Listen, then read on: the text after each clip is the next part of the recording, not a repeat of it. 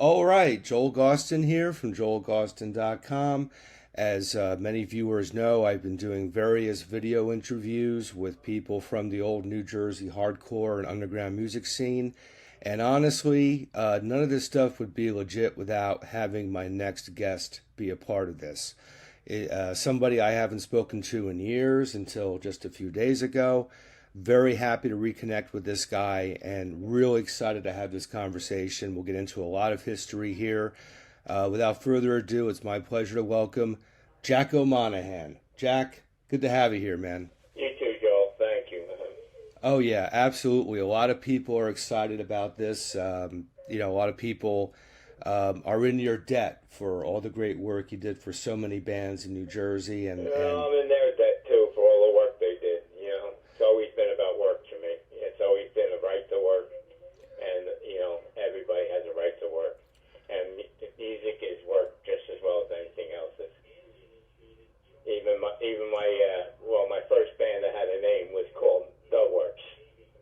Mm-hmm. And shout out to Charlie Williams. Yeah, man, and you definitely put the work in. You were, just to give a little bit of context for people who are listening to this who may not know about your history.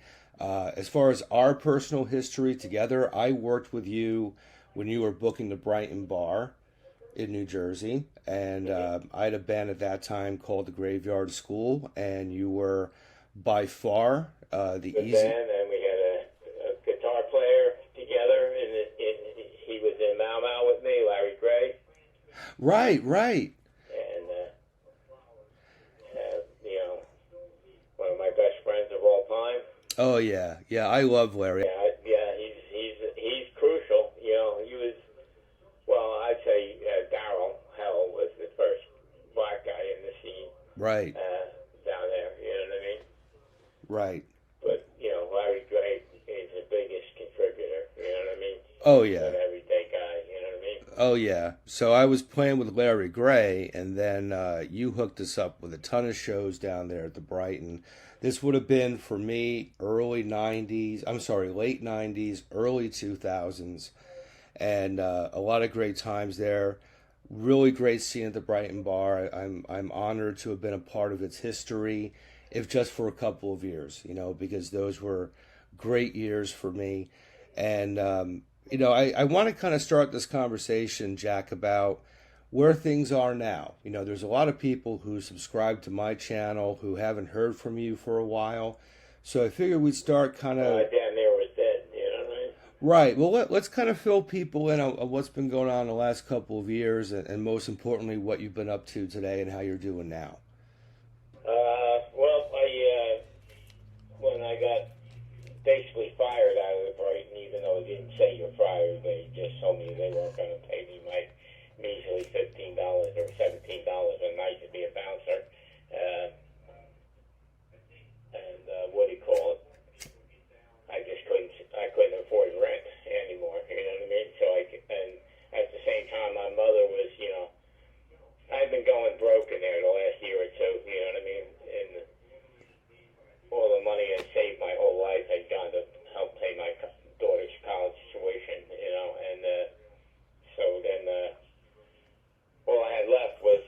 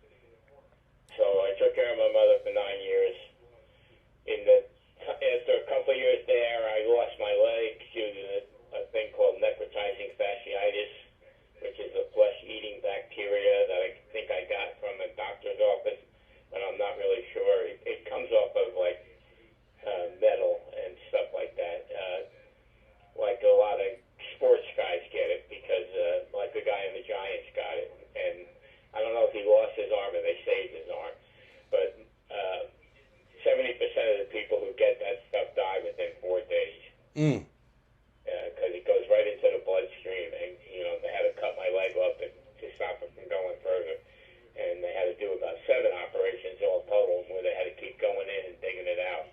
I was basically out of my mind in a coma for like a month, Jesus. Medically induced coma. Right. And I woke up, and it was my older brother, who's always been looking out for me since he was 2 and I was 1, and I'm one of 11 kids, so we're the 2 oldest, So, good Irish Catholic family, from Palisades Park, which was predominantly dominated by the Italians. Right, right. So, anyway, I lost my leg due to the necrotizing fascia. My brother said, the good news is you're alive, the bad news is you lost your leg. I said, my leg's right here, it's nailed down to the bed. And he's like, no, it's not there, it's not nailed down to the bed, that's just how it feels, And they said it took me 4 days to really realize that my leg was gone, Mm. So, anyway. Mm. So, but now I'm basically still indigent, and then I'm on, Section 8 housing, Mm. My mother's still alive, but she's in housing her own, but she had to sell a house. And her house is now rubble, and, that's going to pay for her in that house, in her apartment, and I'm on my own here with Section 8. And she's in 100 now, and God bless her, you know what I mean? 11 kids and made it to 100. Yeah, that's amazing. It is amazing. I never thought I was going to make it to 74. I find that quite amazing, Mm. Well, first of all, it's nice to hear your voice. I've been keeping tabs as much as I can on what you've been going through and where you've been. And first and foremost, I got to thank Tommy Southard, our buddy from Godspeed. There's another one of those guys. Oh yeah, one, yeah, solid guy, and he hooked me up with you. He's been on this show before, and I'm like, man, I really got to talk to Jacko. If he's around and if he's in good health and he wants to chat, let's have him on. And Tommy's like, no problem, dude. So thank you, Tommy, for this. Yeah, Tommy and I were actually going to start a podcast. He helped me keep my books. I got a lot of books. I got over 2,000-3,000 books. I'm a reader. I'm a writer, so. Well, speaking of books, let's kind of stay on this because you published a book in the last couple of years, which, if I understand correctly, is a poetry book that kind of gets into where you've been health-wise, right? Is that kind of the general vibe of the book? Say that again? What? Well, you published a book just in the last couple of years, and you get into some of this stuff, right, with your health and the experience with your leg. Yeah. Well, I've always been writing. I've been writing since I was 15, you know what I mean? So I've been writing for 60 years, Mm. But I never took the time out, There wasn't one of the reasons why I did what I did, as far as booking bands and having a steady place to play for everybody and a place to work, was that it took me forever because there was no original bands back then, and, then the 60s came and things became more original, 70s really, but it was an outcrop of the 60s. Everything is a social movement, you know what I mean? Yeah, absolutely. Our time, one of the things you said about the kids today don't practice, don't learn how to play music. It's not of interest to them, you know what I mean? I mean, I saw, even when I was still at the Brighton, I saw some college kid from Monmouth come walking by and go, oh, this is the club where all the old guys come to play rock, Well, I think he said their rock, come to play their rock, like it's not his rock, you know what I mean? Yeah. Or it's like some kind of foreign thing, you know what I mean? Well, you know what it is, Jack? I think it's very easy these days for younger generations to have access to a ton of different media. They've got the internet, they have their phones. Right. So it's... I avoided the internet at first, I used Yeah. to call it .liar, .bitch, .net, .com. Yeah, I mean, and even back when I was younger, back in the late 80s through the 90s, I had to really search for things that had meaning for me. You know, whether it's going down an hour to a record store that would have a punk record, or Oh yeah, oh traveling yeah. down to the Brighton to go see a show. You know, I lived in northern Jersey. You were hours away. So it was kind of like a scavenger hunt to find things that were cool and kind of find the scene. These days, people have so many options that it becomes less important, you know, because there's no struggle behind it. There's no effort put into it. It's all right in front of you. And because it's so easy, it Well, doesn't it's have the easy to same. look at. You know, Yeah, it's not really easy to do. You know, that was even back in right. our days at the Brighton. Everybody was, you know, like came in there like it was under, you know, young. Came in there, you know, and I did the all ages at the cafe bar. I did for 6 years. I did 11 shows a week. You know, well, let's see somebody do that today. You know what I mean? No, no. Well, first of all, there's no place to play. There are no venues. So, Yeah. Of course, and they came one by one. As you know, I went from the Brighton to the cafe. They wouldn't let me play the cafe ever. You know, I never actually played the cafe, but I did all age matinees there for 3 years, every Saturday and Sunday afternoon. You know, and then I would haul the equipment, and they had no PA, so I would haul the microphones and all the equipment from one club to the other. You know, me and Chris Kosnick from Atomic Pitchwax. right, right. He was my sound man. You know, he did probably maybe 7 of the 11 shows a week. You know, he was working every day doing sound. He even did like matinees and did the nighttime show at the Brighton. You know, with me, we carried the gear together. You know. So, take me back to the very start of all that. When did you actually begin promoting Cooking shows? or playing. I guess the playing must have come first, right? Oh yeah, yeah, absolutely. I started booking because I couldn't get any show for myself. You know. So I had to book a show, and it really came down to booking an evening. So I had to bring all the bands with me. They really, you know, they were used to cover bands first off. You know what I mean? Right. And hence my copy band song in Bigger Rage. You know. Right. Yeah. I mean, I was at the bar one night when 4 guys from a copy band got all pissed at me, telling me I didn't have a right to write my own song. I said, listen to yourself. I don't have a right to write my own song. That's what you're telling me, you know. Right. And I said, you guys are stupid, man. You're retarded. You know, we're mentally challenged. You know what I mean? I'm sorry if my daughter says I don't speak politically correct. So. No problem. So, when you were playing out, was that The Works? Was that the first band you had, or did you do stuff prior to that? Wait, say that again? Was The Works your first band that was playing Works out? was my first band. I had a band in Palisades Park with my brother Brian. My brother Brian played bass and I played drums. And but I never had a lesson. I sucked. You know what I mean? That didn't stop me from trying. You know, I had a natural inclination, just bang away at things for sure. But you know, and Brian played bass, and Wild Bill Elliott, who's dead from a heroin overdose, played guitar, and Richie Gerst. He was the apartment superintendent down the block, and in the basement was his older brother's band's gear, and I can't remember the name of his older brother's band, but they used to wear the suits and do the '60s garage type stuff. Right. And they played all the block parties and all the CYO dances and everything. And they were a cover band, but they kept their gear in the basement, so we could just go down the basement and practice on their gear, you know.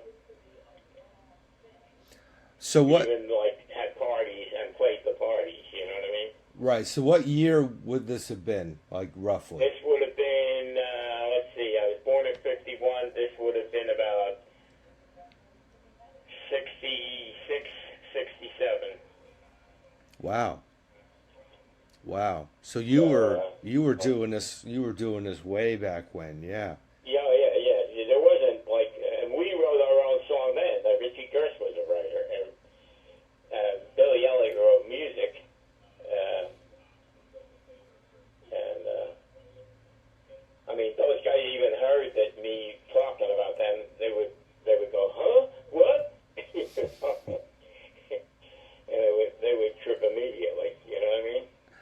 Well, speaking of 60s stuff, I heard from a reliable source, Mr. Southard, that you actually smoked pot with Jimi Hendrix. Is that right? No, I smoked pot with David Crosby. Okay, David I Crosby. went to Jimi Hendrix, and me and my brother Brian rolled 75. I saw Jimi Hendrix's last show in the United States at Randall's Island. Wow. Yeah. Wow. And what do you call it? The lineup was amazing. You know, it was Jethro Tull, Steppenwolf, Grand Funk Railroad, and John Sebastian solo opening up. Wow. That was maybe 70. This is before the Capitol Theater. Then when I went to college, I hung out with my buddy Larry from Paramus, who was an all-state basketball player, Larry Richardson. He was, best friends with Greg Butterfield, who was John Shear at the Capitol Theater's best friend. Or not best friend, he was his head of security backstage. Larry was my best friend, you know? Larry and I were like hippies together, and we like went across country, and then he dropped out of college and went across country and came back, you know, and I did, you know, the same thing, you know, and he came back, he was always had the place. That's where I had my first major injury, where I burnt my legs with hot tar in Portland, Oregon. Oh. Yeah, I was crippled back in the 70s, the first time, and that's when I had the idea for the Brighton Bar.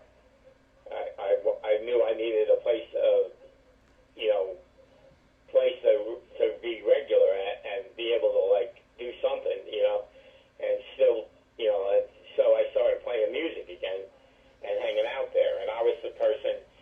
My idea, the Brighton Bar was my idea. As to what it was. Before that, it was like an old man's bar, and it was, you know, they had guys taking book at the Monmouth track and everything on the phone as bartenders.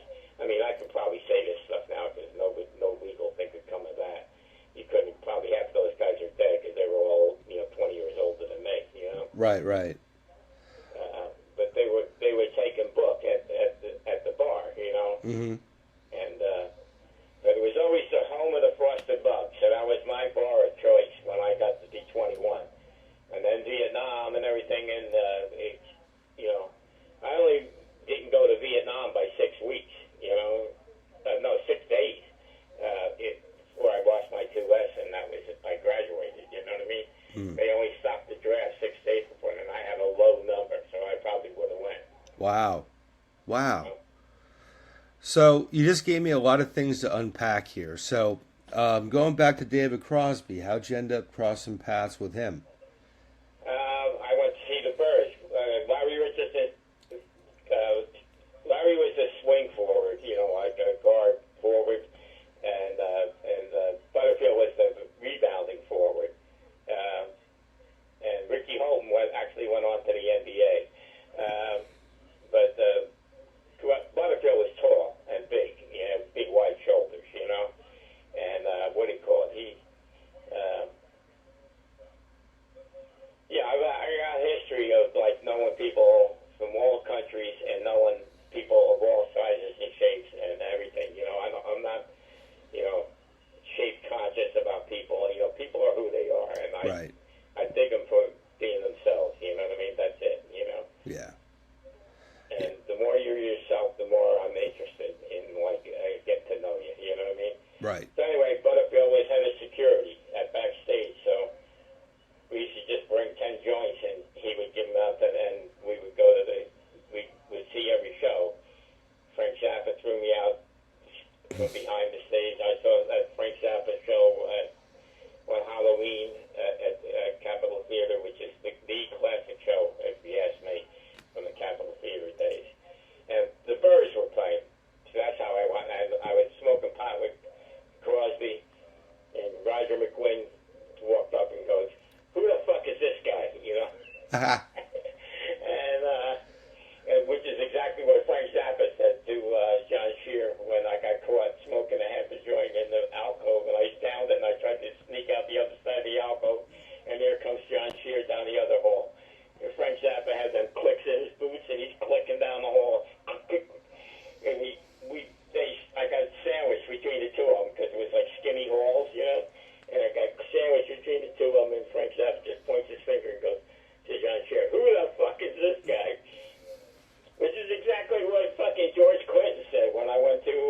And I'm just realizing all this. The 3 times I was, who the fuck is this guy? You know, I was at CBGB's. I went to see T.M. Stevens play at CBGB. And I came in and I was running through the room. You know, CB's is long and narrow. I'm coming through the room and TM's on stage. And I thought I missed the show. You know what I mean? So TM's just finishing up the song and he goes, Brighton Bar in the house, Jacko! And he points at me, you know, he points his guitar out at me. And I'm coming through and I stop. And George Clinton and Bootsy Collins turn around and look me right dead in the face. With the look on their face was, who the fuck is this guy? You know what I mean? And I don't think they actually said that. Zappa did and McGuinn did, you know? That's great. That's great. And I just said, said to George Clinton and Bootsy Collins, I'm nobody, guys. I'm nobody. Fantastic. So, Although eventually, DJ Fontana walked up to me and said, you must be Jacko. And I was like, DJ Fontana, in my mind, I'm saying, DJ Fontana knows my name. Holy shit. You know, later on he told me that the agent just told him to look for the guy with the beard. You know, that was when my beard was like super long, you know? yeah, well, let's stay on that for a minute because, you know, for the listener who doesn't know, DJ Fontana, that's Elvis Presley's drummer. We're talking... Yeah, 17 years, he told me. Yeah, how'd you hook up with him? And what'd you end up doing with him? He was the coolest guy I ever met. I swear to God, he exuded cool. He's wearing a shark skin, light green suit, you know, and a skinny tie, and he got the rockabilly haircut, and he's 6'5", you know, and he looks like, you know, he's young. He looks young, you know. He doesn't look like 70. He was like 65, 70 at that time, you know. Must have been. I was 50, you know. That's insane. So, what was this? You did a session with him? Is that what happened? No, me? Yeah. No, I had him at the Cafe Bar. Okay, so he was... On Father's Day. That was my mistake, is I did it on Father's Day and everybody... actually, I lost the most money I ever lost on any show. Oh, It was because... like a couple $1,000 for, you know, the Sun Rhythm section. And Scotty Moore was supposed to play. Elvis's guitar player was supposed to play, too. Because it was the Sun Rhythm section. You know, they were the Sun Records rhythm section when Elvis walked in, you know? Right. And said to Sam, what's the guy who owns Sam Phillips. Phillips? Yeah. Sam Phillips. He owned the record label, and Elvis was a truck driver and pulled up in the truck and walked in and said, you know, he was only 17, I think. He said, can I make a record here, you know? And so he used the guys that were in the studio, and that wound up being his band, Bill Black, and I just said his name a minute ago, the guitar player. Oh, right. Scotty Moore. Scotty Moore, Bill Black, and then they picked up DJ Fontana from Louisiana Hayride. He was, like, Louisiana Hayride was, like, really probably before the Grand Ole Opry, you know? And what do you call it? The Grand Ole Opry was, you know, was where Elvis went on the road, you know, with Colonel Parker, and Right. That's where they met DJ Fontana at Grand Ole Opry. They picked him up. He was the house drummer for the Grand. He really invented the Texas two-step. That step, you know, every rockin' tune that Elvis did in the early days, in the early 50s, that has that Texas two-step in it. Right. You know, I mean, it's been reclassified as a backbeat, you know what I mean? But it's really what they used to call Texas two-step, you know? Well, I'm glad he was cool when he met him. You know, with some of these legends, you're never too sure how they're going to be. But I'm glad to hear that he was all right. That's the poem I'm looking for, because he was so cool. He had my kids on his knees. He had my 6-year-old stepson, Zachary, and Molly, my daughter, on his knees, on one knee and on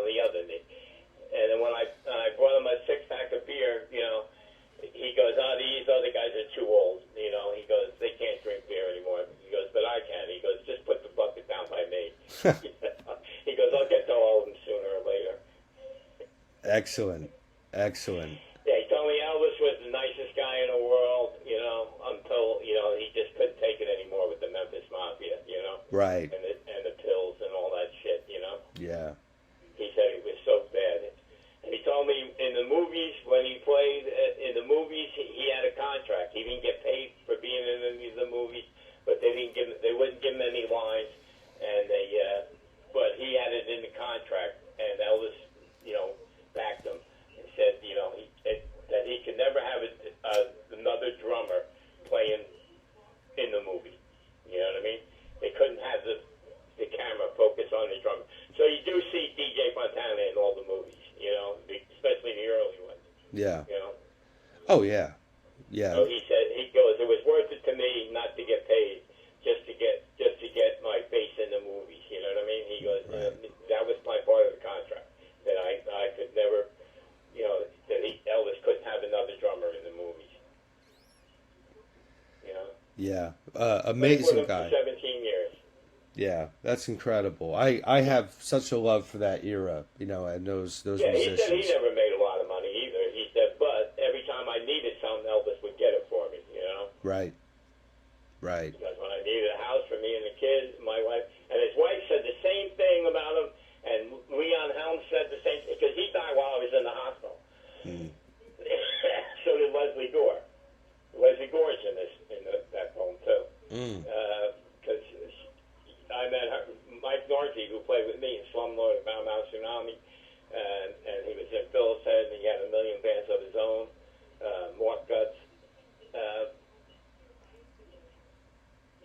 Mike Norty was her bass player at the end of her career.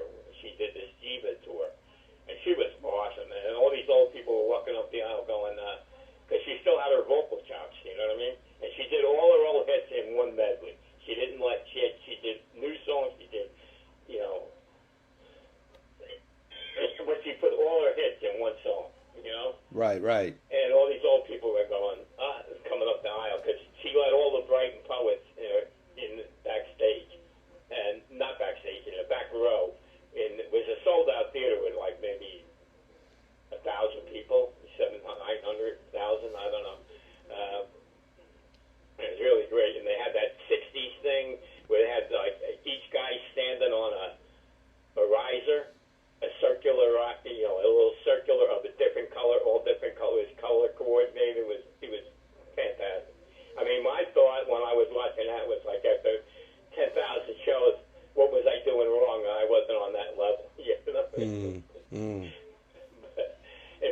the sound man was my sound man, Billy McKelvey, who he's probably the premier sound man for outdoor shows in New Jersey now. He does all the Asbury ones. He did all the Long Branch Jazz on the beach,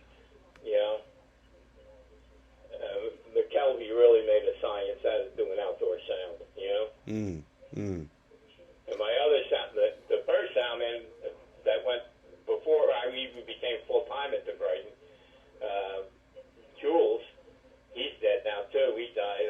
He went to Bob Dylan. He was Bob Dylan's monitor sound guy.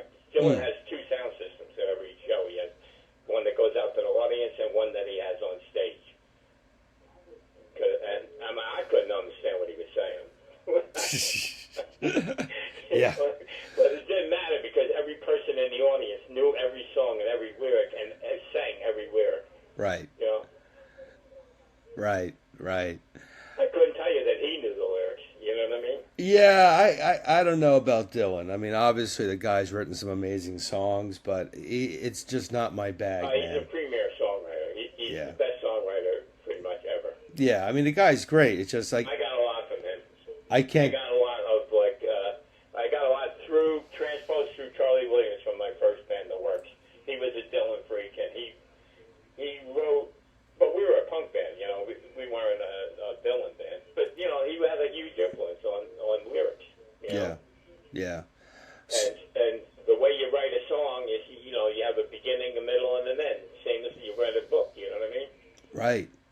You have a beginning, middle, and end, and you tell a story, and you wrap it up, you know what I mean? Yeah, exactly. And I think the best writers are lyricists in that sense, where they know about summing up the universe in just a few pages or in just a couple of That's minutes. poetry Yeah. in a nutshell, if you ask me. Yeah, absolutely. Don't take 10,000 words to say something that you could say in 500. Keep it Well, short. Iggy Pop said it takes only 25 words.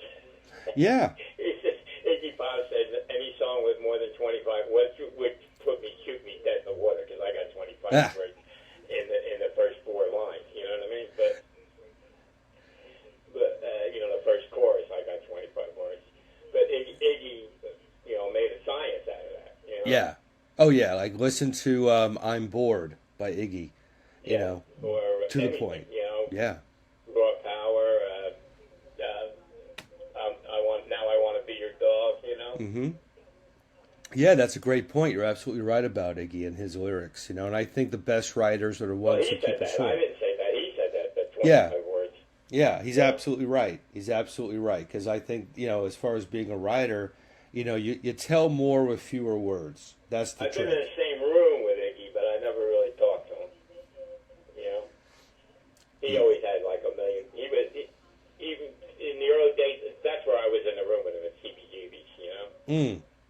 See, I used to go to CBGB's all the time. I knew Jim Jarmusch there. I talked to Jim Jarmusch. You know Jim Jarmusch? Oh, yeah, sure. Yeah, yeah. Director? Yep. He's brilliant. You know? Oh, yeah. Oh, yeah. He liked the bartender at CB that liked me. She kind of liked me and like would give me gigs and get me gigs. For a while, she was doing the booking on the matinees, you know. And then they stopped the matinees, and that started A7, you know. Right. A7 was on Avenue A and 7th Street. Had no windows, had a little peephole in the door, and that's where I met all the guys like Murphy's Law and Agnostic Front and all them kind of guys, and Beastie Boys. I played with the Beastie Boys, played with Agnostic Front, I played with Murphy's Law there. Would that have been Fatal Rage at this point? Was that the band that you were? That's Fatal Rage, yeah. Okay. Fatal Rage was proficient and what do you call it? Effective. We were definitely effective. Yeah. We definitely cut a lot of territory, especially down the shore. You know, there was no, like, we would play the Brighton and they would ban us for 6 months. Because they used to have this corny, like a cowboy thing, like a barricade across the front of the stage. You know, like a fence. Like Yeah, a yeah. post. Yeah. And Steve Cody used to kick it down every time we played. And then you see this guy Dollar Bill is booking it at that time. And you see Dollar Bill on his knees with the hammer and nails at the end of the night every time. Yeah. And so we would get kicked out for that, and because everybody found like our crowd too rowdy. This is even before, there was pogoing at that time, but there wasn't slam dancing yet. There wasn't moshing yet. That really came about, I thought, through A7 because it was so small. I mean, the room where you played at tops was 25 people, where it was like 2 packs to squeeze in there. You know what I mean? And you're pogoing around in there, and then everybody's knocking each other over, and everybody's on the ground, and then you got to get everybody up, you know what I mean? Yeah. Speaking of A7, I was at my friend Drew Stone's wedding a couple weeks back, and who was there? John Watson. John Watson, yeah. Yeah. Yeah, John. John's a great dude. He's been in many, many bands. See, Tommy and him, they've been playing, and I've been playing together, like, we're around the same circles, and, Tommy got signed, to Atlantic Records out of Brighton, Yep. Window. I got 10 bands signed to major labels. Yeah. Dinky, that's part of the poem, if I can find it. That dinky-ass bar that held 200 people, Well, that was kind of my entry point because I was too young to see shows still. I was I was still in elementary school, but I used And you were playing at Brighton? No, well, yeah, I was playing in Brighton years later. I was already Yeah. in college at that point, but when I was way young, I used to read the EC Rocker, and it was right at that time when all those Brighton bands were starting to break.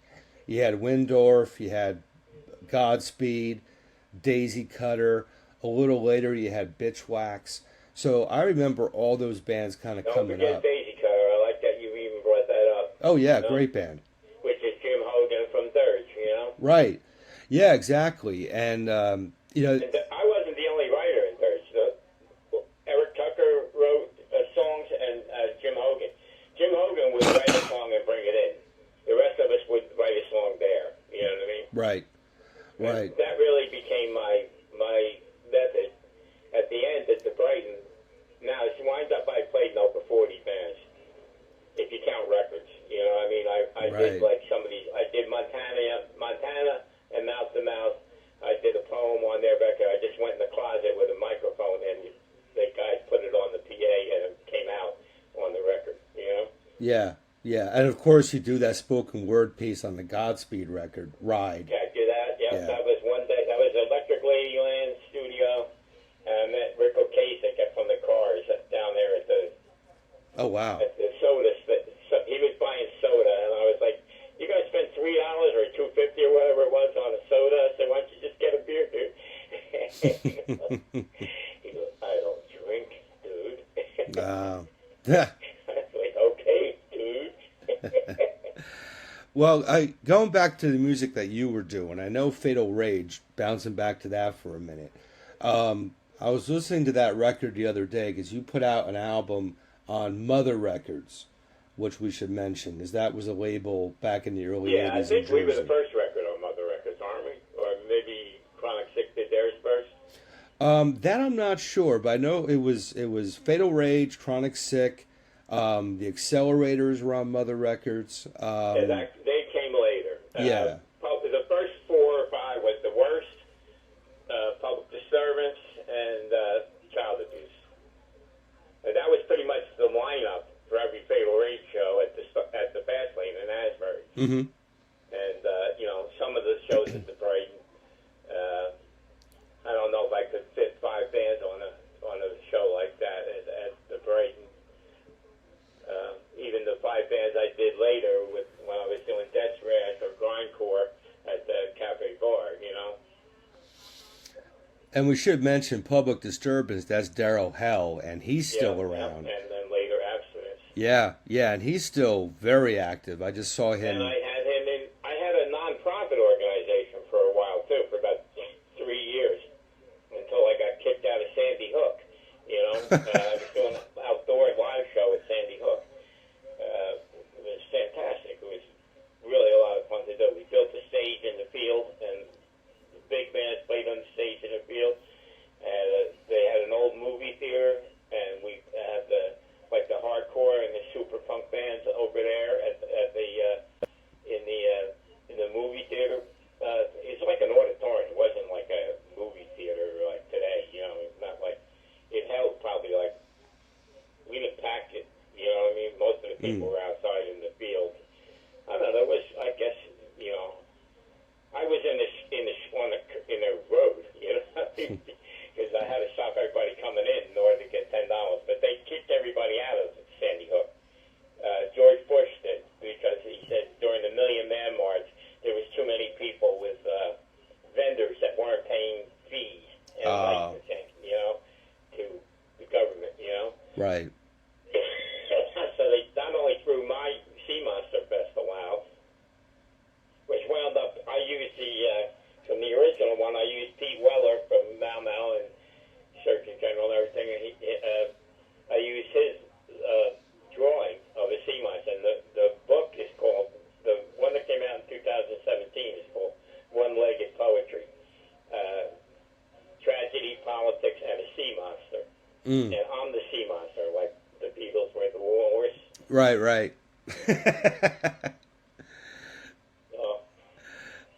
Very That's where cool. I got that from, you know?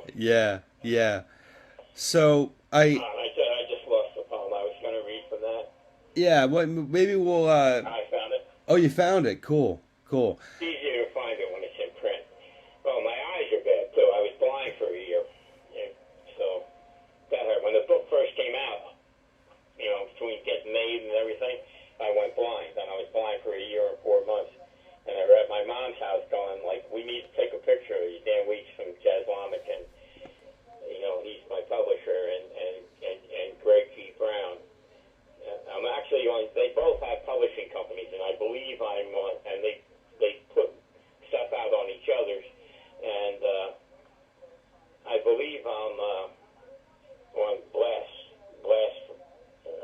Mm. I can't read or look without my microscope, or in Spanish they call it a lupa. I learned Spanish too in my old age. Hmm. Not well, but I know some Spanish. I can get by, because all my home health aides are Spanish women. Well, I know that book. I saw it on Amazon. So what I'm going to do is when this video posts, I'm going to put a link up in the video description so people can order it on Amazon. Yeah, it's on Amazon. Actually, it's going to be. I was wondering about this because it's tough for me to hold the book, read, because I got to hold the lupa and I got to hold the phone. You know what I mean? I don't know if I can do this. But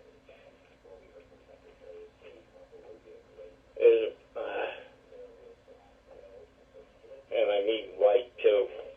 And it's kind of rainy here and dark.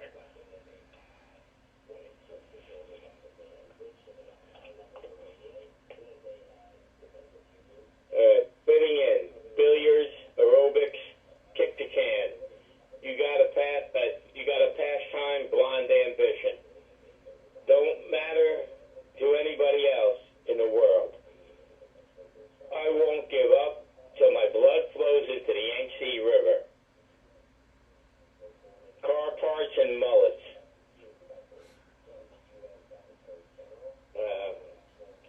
Fish heads and soup.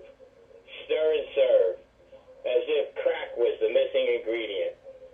Or Guam was the center of the Urdu-speaking people. I'm losing the phone. It's slipping off my shoulder. Put your French on the table. Change shortstops. Excuse punctuation. Newspapers. Flights. Horses. The daily of certain activities that certain species have in common. I'm certain I'd lay my eyeballs on it. Or is it the triangulation of pyramids?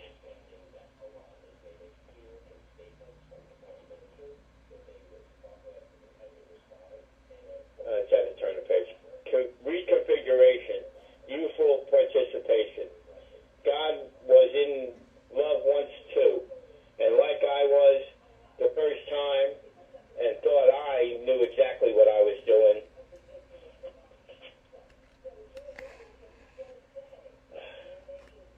The vision's gone.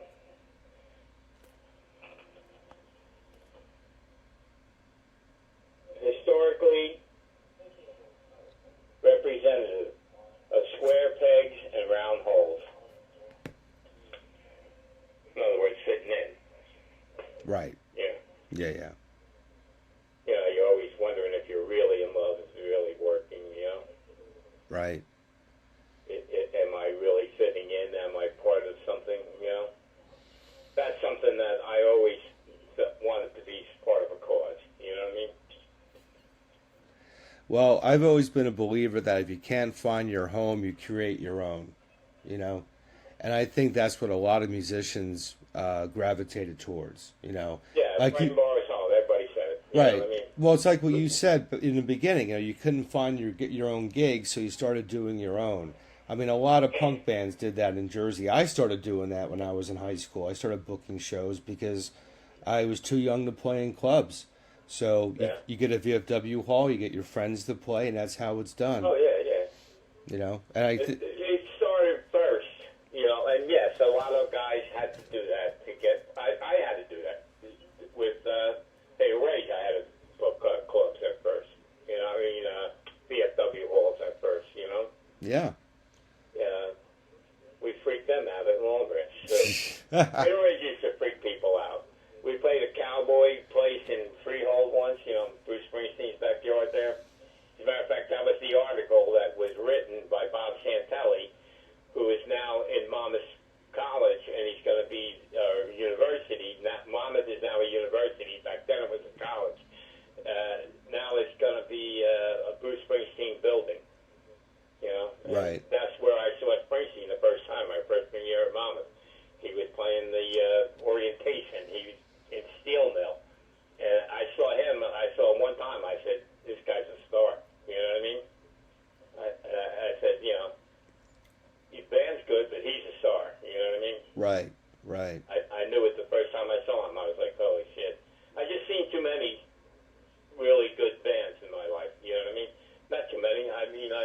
every one of them. I love it all. You know, I love music. I'm one of those kids that sat on a stoop with a little transistor radio and a big aerial, listening to "Be My Baby." You know, I was in love with. Those are the two girls I idolized. Was oh yeah.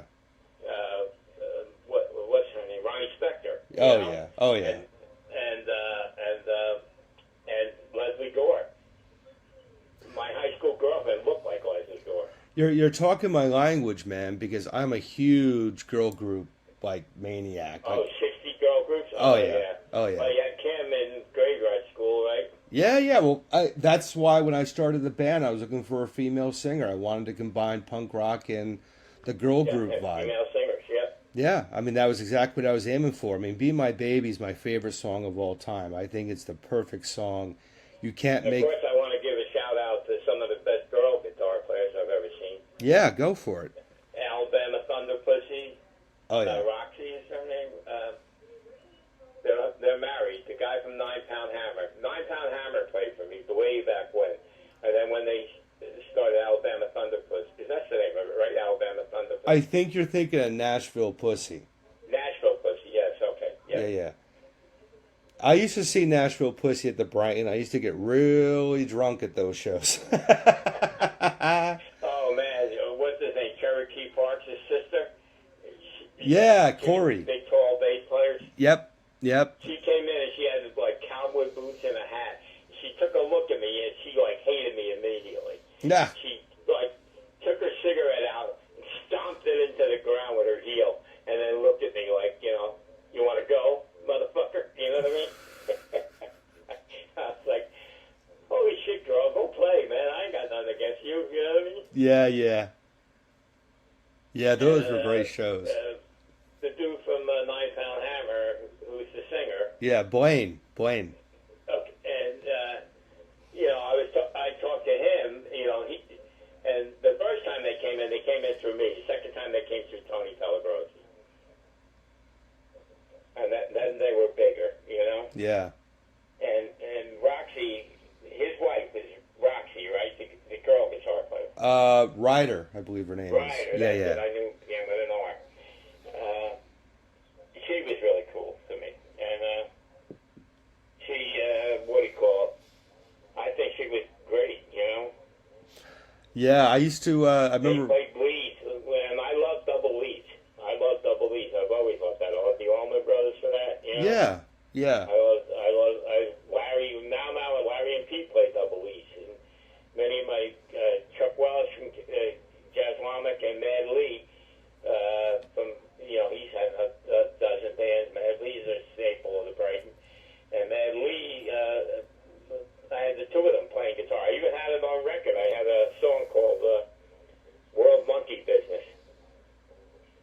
And it was, we tweaked like the soundboard to make a monkey sound like, and it was all about corporate monkey business, you know? Right, around the world, you know? Yeah, yeah.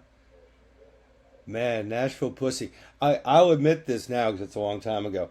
She beat her husband up in the back room at that night.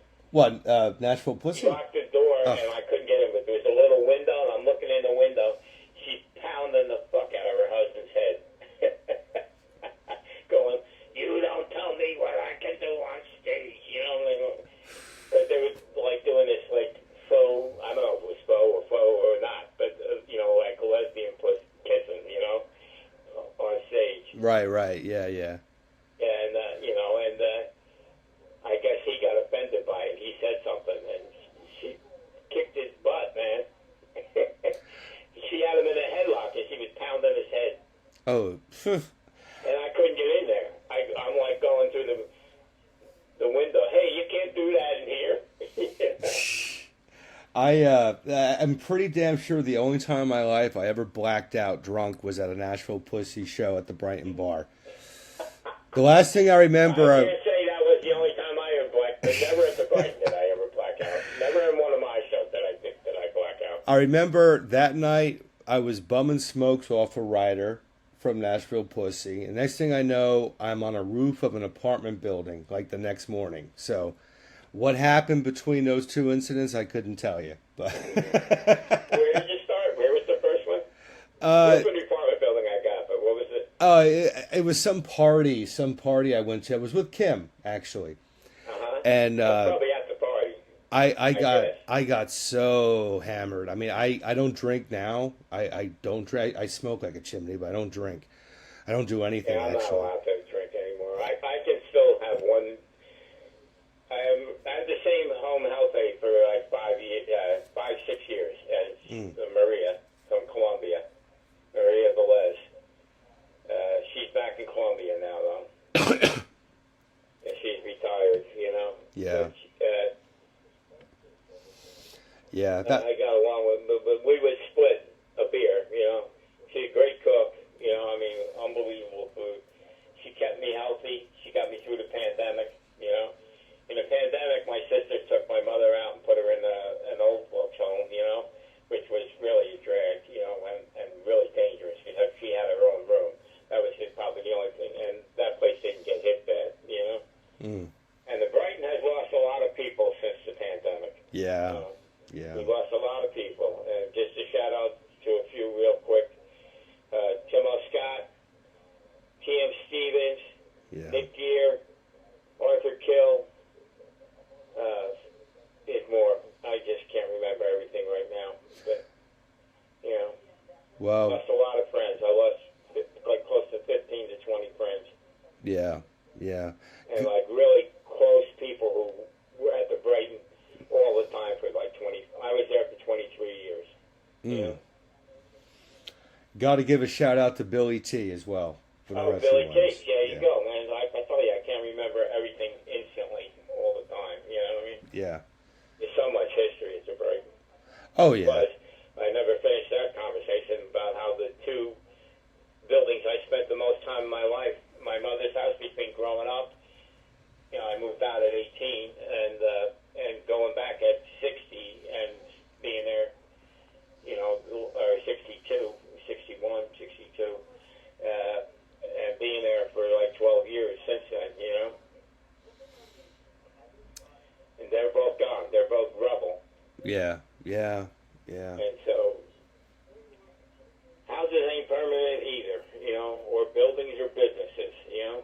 That's what it is, man. You know, we're all just here for a short period of time. That's why I like doing this show, because I get to look back and I get to chronicle people. I mean, I don't wish anybody harm who's been on my show, but two of the guests have already died in the last year and a half since, you know, I started doing this. So I think it's important to... I know. Tell you the name of the show, man, because I love that name. Yeah, Glory is Noise TV. That's the channel. And, you know, I had a 3-part interview with Billy T, BT. Oh, man, you got to get me a copy of that. Yeah, I'll make sure you get it, because it was great. BT is number one in my book, too. Oh, yeah, you know, BT was always at the... You know, I booked a pipeline in Newark for 4 years, 3 or 4 years. Excellent. I know it's that long because Emilio gave me $100 for Christmas 3 times. You know? Cool. And if I wasn't there, he wouldn't have done it. You know what I mean? He wouldn't have given it to me, you know? Well, Emilio's been on. You know, he probably gave me a free beer here and there, but I don't know, you know? Yeah. Well, I mean... I did most of the booking by phone, and BT would call, he did the sound, it was his sound system that was in the pipeline. Yep. And he would call, it was, you know, Emilio would only let me do Thursday nights. And I think only the Addicts from England did I do on a Saturday, you know? I had to have like an English punk band that was like famous, you know what I mean? In order to have him give me a Saturday, you know, and they were like afternoon shows. They weren't even nighttime shows. Right. Well, I mean, that Addict show at the Pipeline is legendary. People still talk about that show. It was awesome, man. That was my show. I don't even think I was there. I can't remember whether I was there or not. I've seen the Addicts. I know that. And they played the Brighton. Yeah. I can't remember. You know, I can't remember whether I went to that Pipeline show. I don't think I did. Because I think I also got a report from Andy. From Niblick. Yeah. Andy Scavron. Yeah. Yeah, someone else has been on the channel. He's been on your show too. Oh yeah. So you actually know all the guys at the Pipeline. You know Ted Flatus and everybody. Oh yeah, sure. I played the Pipeline a lot when I was still in high school and college, and What band? that was a band called Squiggy. We were on Headache, and then I played. You played for me at the Pipeline on a Thursday night, right? We definitely played Thursday nights at the Pipeline with that band for sure. So you think it was for Anthony Trance or me? We definitely did a couple of shows for Anthony because I remember him calling us. But we may have done shows with you. I started playing the Pipeline in '93, so that was my. I would think that's me. Yeah. 93 is me. Yeah, you know? yeah, possibly. I mean, it's a long time ago, but I'm sure it was. You might have even before me. That might be before me. So you might have, if you played in from later on, 94, 95, 96, you probably played for me. Yeah, it was around that time for sure. So yeah, very likely. Pete Hicks, get this fucking guy. Yeah, he's going to be on TV a lot these days, considering what's going on in other parts of the world. Well, they kept him out of the loop on this. Because loose lips sink ships, man. He's fucking blabbed all over the internet about the last one, about the Houthi bombing. Yeah. But nothing about like losing $270 million jets that fell off the aircraft carriers in the Indian Ocean there, Yeah, it's a crazy world, man. It's, how the hell did you lose a $70 million jet slides off an aircraft carrier? It doesn't even make sense, I don't know, man. I'm at the point now where I just switch it all off. I'd rather talk to people about punk and hardcore than, you got to do what you got to do to stay sane, man. I have. The new book would have been out already if it hadn't been for Donald Trump fucking me up. I have friends who send me all these articles about, the Israeli situation in Gaza, and I'm like, dude, I gotta try not to blow my fucking brains out today. So can you not send me this shit? You know what I mean? It's like I'm just trying to survive out here, man. Yeah, no, I know. But you gotta resist, Yeah, I mean, I think you can be aware of what's going on, but not have it run your whole life. Because at the end of the day, all this stuff is out of our control. Well, this will lead me into the new book, which I'm still trying to get published. Maybe they'll let me in Monmouth College, and I'll be able to start a literary magazine there, or cool. a publishing arm there, and I'll give them the book. You know what I mean? Yeah, that'd be cool. No money means anything to me right now. You know what I mean? Right. Let's jump back. The name of that's going to be Banned and Busted. Confessions of a Retired Indigent. I want to read you a piece, all right? Yeah, please. Totally. Called Sucia Pendejos, which in Spanish means you dirty assholes. I took a bullet for you. You left me stranded and naked in a wheelchair. Sweaty haikus and disconsolate faith. Some sense of linguistics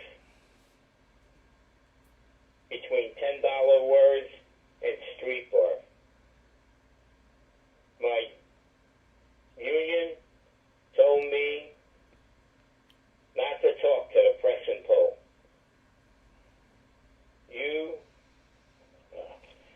This is so hard for me to do three things at once.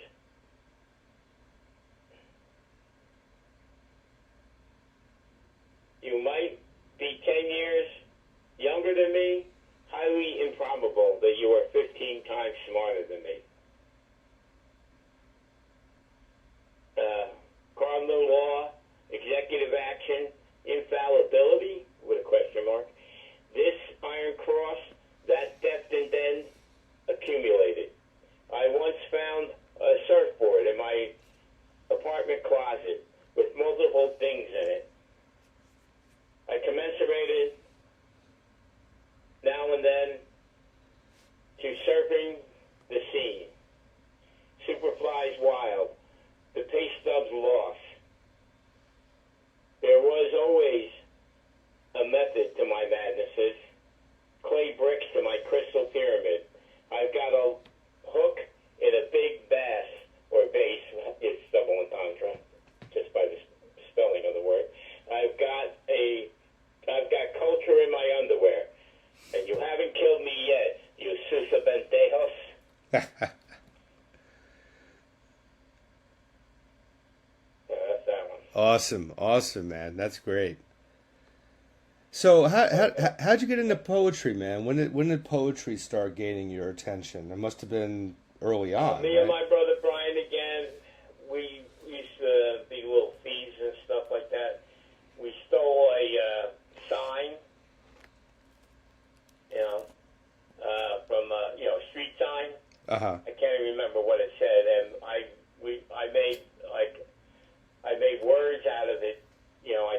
I changed the meanings of the street sign. I just made word out of each letter. I made a word, it's smaller, and magic marker, and wrote on it. And I don't know. We colored on it. We drew on it, not colored. Drew, and so we changed the graphics. We made, and we used to hang in our basement. And I grew up in a room with 6 brothers, so there wasn't much room. It's the same size or smaller than the room I'm living in right now. And what do you call it? Me and my brother moved downstairs in the basement. We used to, my father, I went to Catholic all boys high school, so I, was reading the Peloponnesian Wars when I was 12 years old. And that's what started me. After that, I started putting it down on paper. And I've been writing ever since, all through the, not having a band and everything, all through the 70s and everything, I was, interested in being a poet, like coming out of Monmouth, the counterculture had tons of poets, had a lot of friends, Barrett, what's Barrett's first name?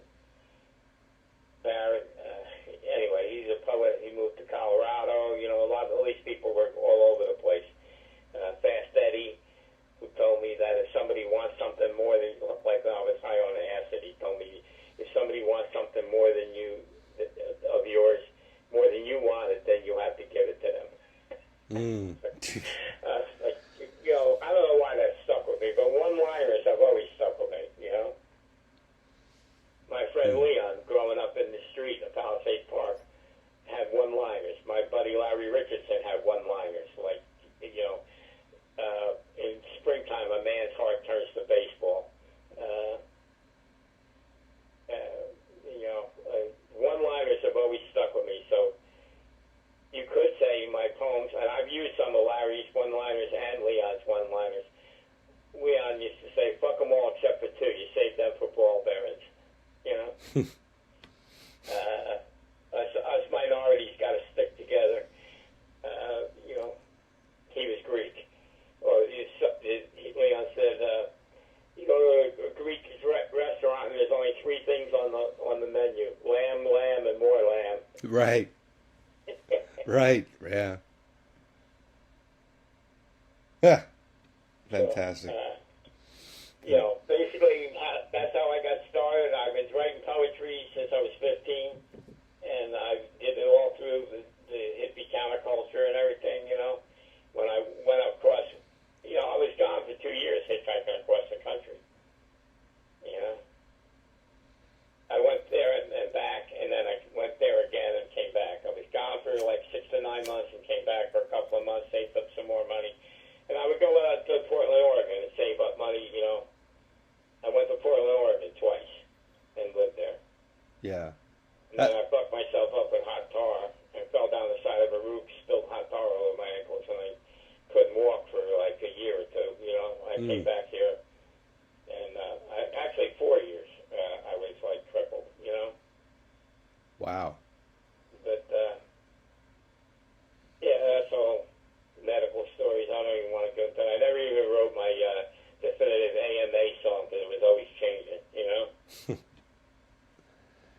Well, I mean, look, there's a lot to be said for that. Yes, you were injured and it was terrible, but in one respect, you got injured because you took a chance in life. You just went out there and did something.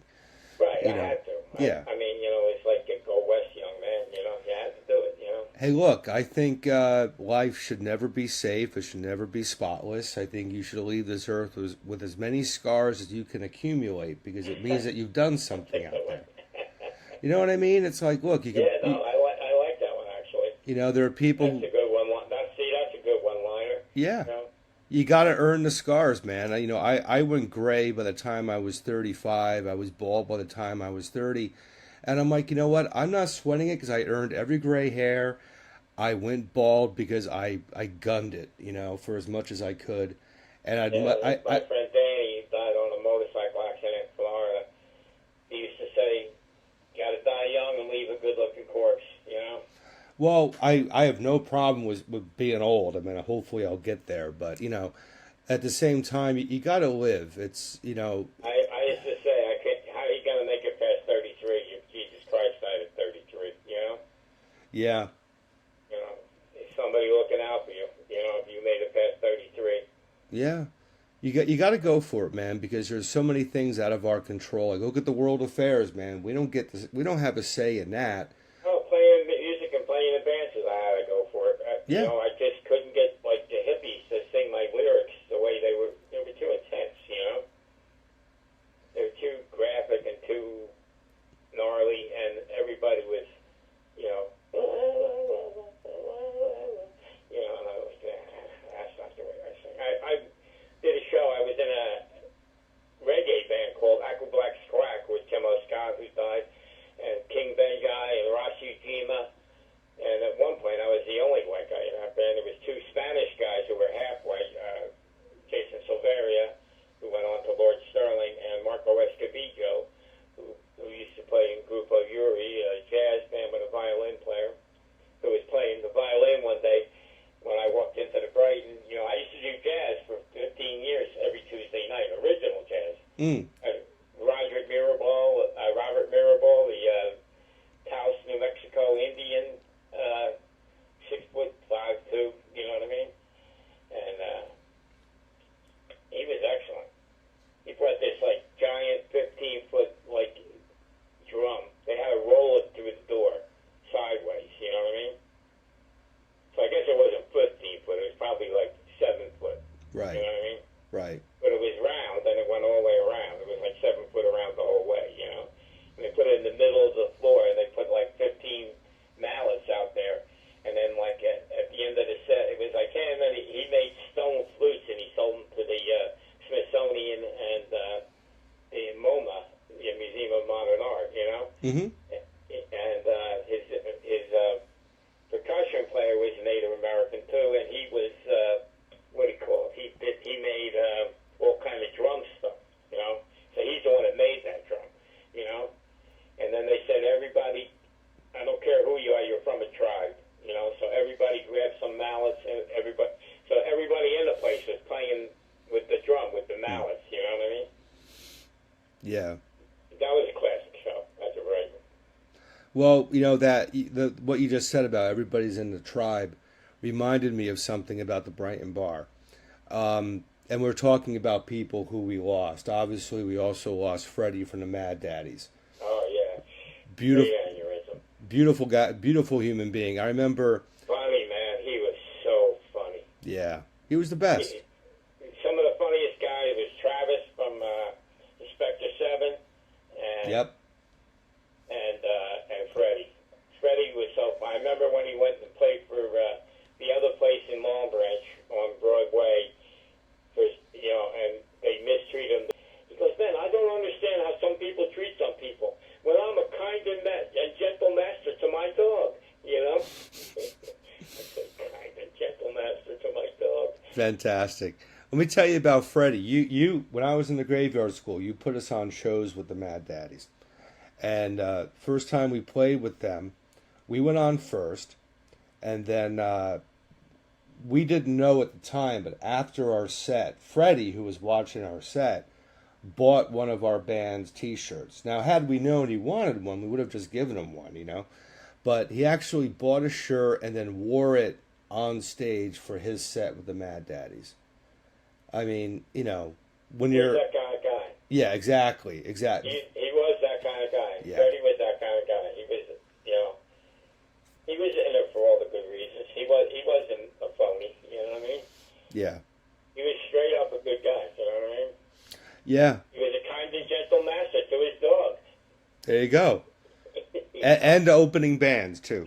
He told me he was born in Long Branch, and he moved when he was like 15, and he moved to New Brunswick with his family. You know, his parents moved to New Brunswick or something, or East Brunswick, whatever, I don't know where. And you know, he said he always felt like coming home when he played the Brighton. Yeah. You know, and he said, yeah, you know, I'm a Long Branch. At one time at the Brighton, he says, I'm a Long Branch local, man. You know, he goes, yeah, you know, we know how to burn our piers down good. You remember when the Long Branch Pier burnt down? I've heard about it. Yeah. Yeah, I was watching TV. I had a restaurant right across. Was running the restaurant. I used to work in a haunted mansion. It's a monster. I did 5 days in jail once for some stupid reason. Some girl came over to see me, and then she brought a knife. She said, because I lived in a bad neighborhood. I said, you nuts. I said, that knife is going to cost me time, you know? And she left it there. So then I'm having a party, and I have one of these boardwalk, I used to call them boardwalk rats. These, like, young white kids that were, like, you know, 15 and, like, long-haired and just, like, you know, total skeevos, boardwalk rat guys, you know what I mean? This kid Charlie was the dishwasher in the restaurant, and we're at the party, and this is when I had no electricity for like a month because I couldn't afford the bills. You know, we had no electricity for a month. And Charlie, we had a party anyway with candles and beer and everything, you know. And Charlie's at the party, and he's like going, "Oh man, can I have that knife? You know, I need it to protect myself." I said, "Charlie, you're like 5'1", you know, skinny as a rail." I said, "You're going to get your ass handed to you. They're going to take the knife off you, and they're going to stick it in you, you know?" I said, "Are you a nut?" So I put it in my pocket. I woke up after the party, like he's talking about blackout. I probably blacked out that night, and went to stuck your base the next day to work. This is not when I was running the place. This is when I was just like cook there. And I did my shift and everything, and I got picked up there and went to Asbury, Mrs. J's, to see Norman Nardini from Pittsburgh. You ever see him? No. Oh, he's classic. He's the drool. And go boo like that, and the drool would flibber flabber all over the place, and the lights, the colored lights and everything would like shoot and reflect off it and everything. He was funny as hell. He was fantastic. A great rock and roll dude. Great rock and roller.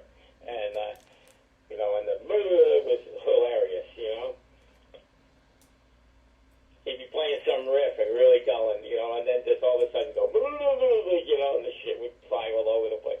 His brother was Joe Krishenke in the Housebrockers. That's his younger brother. Oh, okay. Joe Krishenke is his younger brother. So I guess Norman Nardini's not his real name. I guess he was Norman Krishenke, you know. Right. So anyway, I walked him back from there. Me and Bobby the K were at the show, and Bobby was like probably under 21 time, you know. And some cop stopped us and said, "Oh no." I said to Bobby, "You ever see a switchblade?" And he goes, "No." And then I went to take it out and use it. It wouldn't go, you know. The button wouldn't click. So I'm flipping it, and it doesn't go. And this guy and his girlfriend come walking by, and they walk up on the grass around us, and they go past us, and she goes, "Honey, he's got a knife," you know. And it's like, "Hey, no, lady, no," you know. I'm just trying to show my friend how this thing works, and it don't work, you know. That's why I was flipping it, you know what I mean? Right. Trying to get it to flip out. It wouldn't. And didn't even work, you know. And that kid Charlie, I put the knife and put it in my pocket so he wouldn't steal it. Cops come from the boardwalk to come back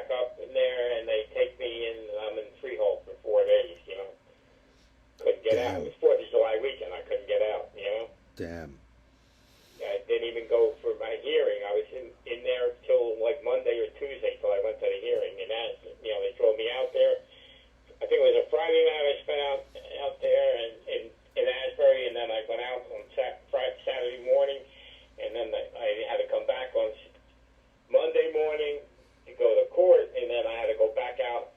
You know, I saw plenty of hairy shit in Monmouth County Jail in a 4-day period, you know. I had to beat some dude down, you know what I mean? Jesus. Damn. Put his leg on me at midnight. They took my tar bandages from my ankles, you know. They said I was going to hang myself. I said, I ain't going to hang myself, dude, you know. They gave me a mattress with a burnt-out hole in the middle of it. And I didn't say nothing. I just took the mattress and I fucking gave it back to him once I got bailed out, you know. And my father's out there, and he was, you know, close to death at that time, and he had to put up the house to get me out. It took me 4 days to even know how much I needed to get out, you know what I mean? Man. And, then they tried to keep me in there with the burnt hole in the mattress. I said, you guys gave me this mattress like that. I said, look at my father out there, you know? He's all crippled and shit, and you guys are fucking playing fucking horse games. And then they said, you know what they said to me? They said, well, go ahead, go, because we know who you are, and you'll be back. I said, you know who I am? And they go, yeah, fatal rage, motherfucker. We know who you are. And I was like, what? How did the fucking cops in Freehold know who Fatal Rage was? I know they weren't probably at that bar where we played that one time, that cowboy bar, where we flipped everybody out. It was like, that was Fatal Rage. That was our kick. You know, we loved playing like places where they'd never seen a punk rock band before in their life. You know what I mean? And we just blew their minds. You know what I mean? Well, I mean, this is also early 80s, 83. I mean, a lot of that was still very new to mainstream culture. You know, it's not like it is today where it's, you know, fairly acceptable to do that kind of stuff. Yeah, it was probably even before 83. I was probably around 80. Yeah. 80, 81 tops. Because by then we were playing in the hot dog house in Asbury. And I had, you know, I went down there, and, you know, I'll tell you a funny story about that. I don't know if it's still around, but Robert, the guy who had the hot dog house down below, he had the same stinking hot dog on his spit. I don't know what he did for a living, but you know what I mean? You know? And I booked the show, and then we get there, we load in and everything, and he's like, all right, I gotta wait till 5 o'clock to get some electricity in here. And I'm like, you don't have any electricity, dude? You know? He opens the window and he goes next door. You see him opening the window next door. He throws the electrical cord across between the two buildings to the next, and he plugs it in the wall in the hallway of the other building. And that's how we had electricity for that. Wow. And yeah, that was like super underground. That was super underground. Oh, yeah. Yes. I remember we had a fight there with Red Cross from Virginia. Tuffy wound up in, two of them wound up in Guar. Oh, okay. Two of the guys from Guar were in that band. Right. And Darryl Hell was, he might have been the only guy in public service that didn't fight that day. They were fighting the guys from Red Cross, not Red Cross, White Cross, I think they were called. Yeah, White Cross. Yeah. Oh, you remember that? Well, how did you know that? I know some of the Guar camp down in Virginia, so I know a little bit about the history of the other bands they had before. Oh, okay. You know, there was White Cross, there was Unseen I've never Force. even talked to Tuffy pretty much at all. I might have talked to him that night at the hot dog house. But, you know, I knew he went into Guar because Big Mr. Joe from Throttle from Philadelphia, do you know them? Them I haven't heard of before. They were great. They were great. Well, that was Dirge. I'm getting into Dirge territory now. churches to Philadelphia like 4 or 5 times, you know. Well, And he was a Native American. He used to tell me, he used to call me on the phone. He was a funny guy too. He used to say, "Hoka hey, my brother, hoka hey." I say, "What's up, man?" And he say, "Dude, you need to come to the sweat lodge." He goes, "You know, it's a total honor when a Native American asks you to come to the sweat lodge. We don't really let too many white guys in there, you know." And I was like, oh, you know, you're ripping my heart out. You know, of course I want to go, you know, but I can't. I ain't going to Philadelphia to go to the sweat lodge. You know what I mean? yeah. I got a show tonight. You know, I mean, you know, at the Brighton, I did 10,000 shows. You know, I did. Wow. I did for 6.5 to 7 years. I did upwards of 11 shows a week. That's unbelievable. That's amazing. I know. Do the math. I mean, my math, people don't believe it. You know what I mean? They don't. How could you possibly do that? Yeah. Because I didn't give a shit about money, man. And my wife had left. Well, we weren't married, but she took my kids and everything. And man, I was lonely, man. I didn't want to, you know. And I wanted to go out and be at the show, man. I wanted to do the show. So I just went full force into it. That's really what made me go full force into it. You know, I wanted to do it every day. And every day became twice a day. You know what I mean? Well, 4 days a week I was doing 2 shows, you know. damn. I play in Newark. That one I didn't have to work at. I didn't have to work the door. I worked the show, the door, at the other 10 shows, you know. I did an all-ages show at the Cafe Bar, and then I went to the Brighton and did an acoustic show at night. And then Saturday and Sunday I did, you know, all-ages shows, matinees at the Cafe Bar every Saturday and Sunday, and then every night, Saturday and Sunday night, I did a rock show at the Brighton, you know. Yeah. Yeah.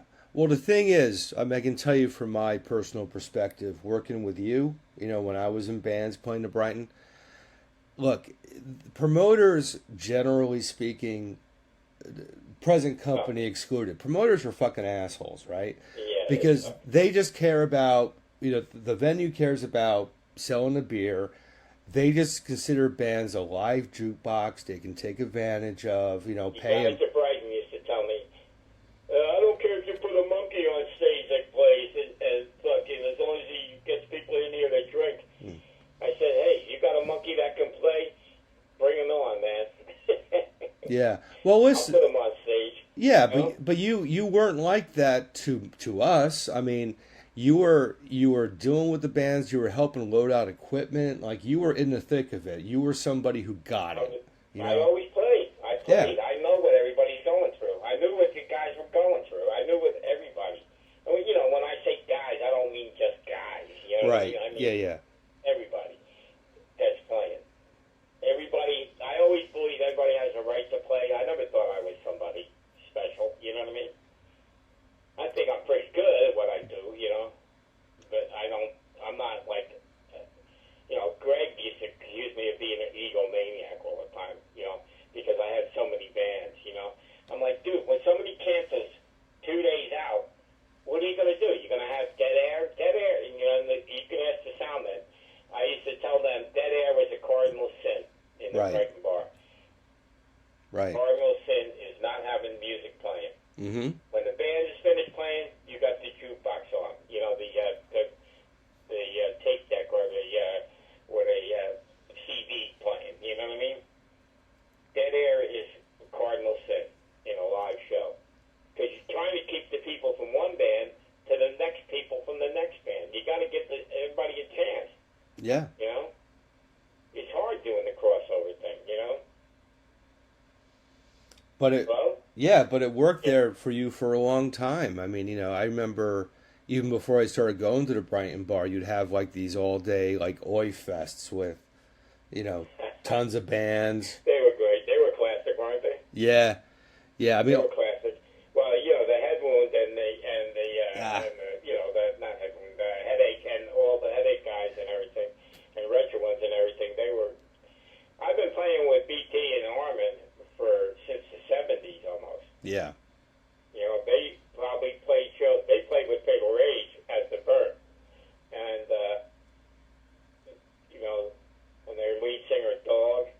Yep. And I think Reno was the drummer, right? Yeah. In the Burn. Yeah, yeah. And you do know the Burn? Oh, yeah, definitely. Okay. Yeah, yeah. I Yeah. didn't know you knew everybody so well. You know. Yeah, well, you know like the real key people.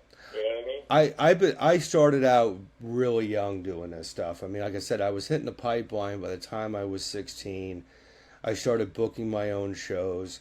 Got to know a lot of the Headache guys really well. Ended up in Squiggy and Broken Heroes, who were both on Headache. You were Broken Heroes. That explains a lot. Yeah, so you know, and all those guys kind of had a lot of crossover. You know, bands would play with other bands members, fill in. You know, so it was kind of like we had the same thing at the Brighton. You know? Yeah, yeah. Everybody was kind of you know, its own scene. Everybody got along. You know, like BT, his whole thing was if a band had an attitude, they were immediately like ostracized. His whole thing was like, you got to be cool to everybody, you know. Yeah. And he'd criticize bands. He would talk to me about bands he didn't like because they'd come to town and act like they're bigger than everybody else. He's like, no, man, come and hang out with us. You know, be friends. You know? Oh yeah, I was just talking to these people over here. You know, this place is run by the Republicans, and they're a real pain in the ass.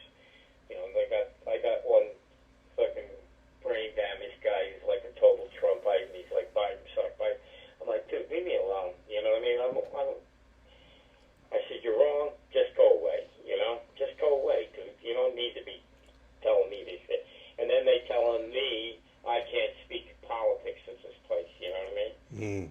And the kid that was doing my artwork for this new book took it away. It was just going to be called Confessions of a Retired Indigent, and then he took the artwork away, and then I came up with the idea of calling it using that as a subtitle and using Broken Busted, you know, or Banned and Busted, you know, because there's been many times like Fatal Rage was banned from the Brighton. We had to wait 6 months to come back and play, you know. Mm. You know, speaking of Headache and all that, I think the first time I ever heard Dirge was on a Headache compilation. Remember that record, New Jersey and You, Perfect Together? That might have been our first vinyl. Yeah, that was you guys, Chemical Waste, which was John Monty, and, you know, he ended up in MOD. Mechanical Bride, which is Harry Bags. Yeah. New Republic, I think, was on that record. Niblick and The Burnt, right? I think those were the bands on that record. You know, I haven't had a record player, and I gave all my vinyl to my daughter when I moved up to North to take care of my mother. There was not enough room with my books. I gave Tommy all my cassettes. I filled Tommy's car, Tommy Southard. I filled his car with cassettes. You know, and he put some stuff on the radio on his podcast on YouTube. Is it right? You're on YouTube, right? I'm on YouTube, yeah. Tommy's podcast on YouTube, and like Mad Lee is like, oh, I get like shit I didn't even know could actually exist. You know what I mean? From back in the day, you know. And I'm like, yeah, because I gave him a carload of cassettes, dude. You know.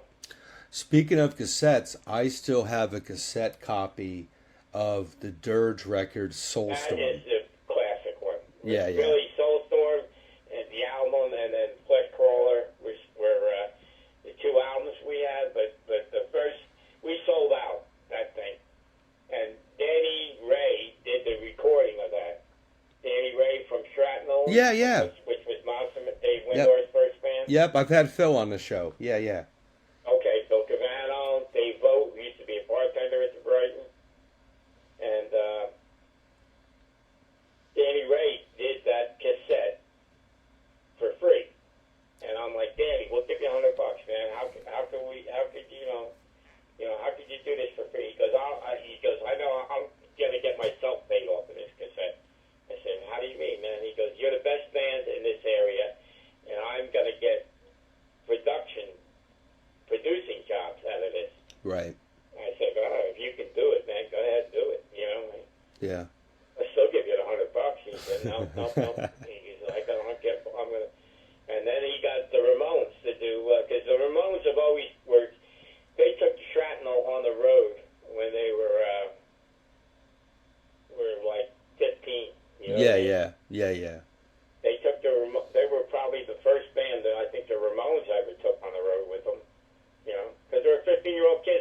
home in a van. You know what I mean? Right.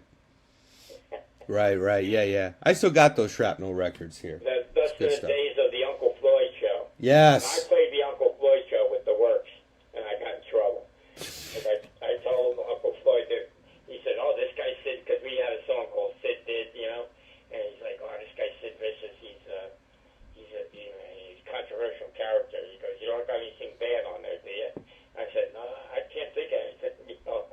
I knew what it said. You know, of course, it was my song. I wrote the lyrics. And it said, "Dead girl on the floor, bloody fucking mess. Rock and roll encore, hardly a success." You know. And although I thought Sid walking down with the cap guns doing My Way was pretty funny. Yeah. I thought that capsulated. Have you ever had John Holmstrom on your show? No, I haven't, but I know who he is. Oh, you should get him, man. Yeah, I probably got his number somewhere around here, but I don't know where anything is anymore. I got boxes and boxes and boxes. Yeah, I can probably track him down. I'm sure. I can't see, you know? Yeah, I'm sure I've got some mutual friends with him kicking around. I can probably make that happen. He's classic. He is to me. He's the guy that defined the word punk, you know, and the scene and the message and the method and everything. You know, his drawings. Because as soon as you saw his drawings, you knew, like, what the fuck? That's punk rock, man. That's weird. That's weird. And with Neon Punk magazine and everything, you know. Yeah. And Shrapnel was in Punk magazine. They had a pretty funny thing. Don't Step on the Bomb. They had like a photo comic, you know, like a photo comic. With Right. like photos with like stupid captions on it. Yeah. It was like the Shrapnel, because they used to always dress up in military gear and what's that? Army Navy store gear. You know what I mean? Yeah. The surplus gear. So it's them walking through the woods somewhere in Red Bank, probably, and don't step on the bomb. Don't step on the bomb, dude. You know, it was so stupid. It was so funny. You know what I mean? Yeah. I like Phil Cavano a lot. He's a really good guy. He was ask him for a copy of "Don't Step on the Bomb." Yeah, I'll let him know He that. has it. Yeah, I'm gonna let him know that And he you're played doing with this. Four-Way too. I gotta give Four-Way a shout out. Right. Four-Way is now principal of Bedford-Stuyvesant High School. No kidding. Yep. He started out in the basement with the problem kids and the mentally challenged kids and everything, you know. He started out like no windows in his classroom, just like A7 had no windows, you know. Right. Definitely health hazard, you know what I mean? And he went, you know, he's Four-Way 7 foot tall. Do you know Four-Way? I know of him. I've never met him, but I know who he is. Well, you can't miss him, you know. I mean, 7 foot, you know what I mean? He's 7 foot, and Four-Way is always, bad posture. Bad posture was the first man. He came from San Francisco. Right. So he knew all the San Francisco guys. And one of the first bartenders at the Brighton was Lou Rudolph, the guy that used to paint the band in 40 minutes. He died of AIDS in like 91 or so. What do you call it? But he knew Four-Way. He knew the Dead Kennedys. He was best friends with Dead Kennedys and all that.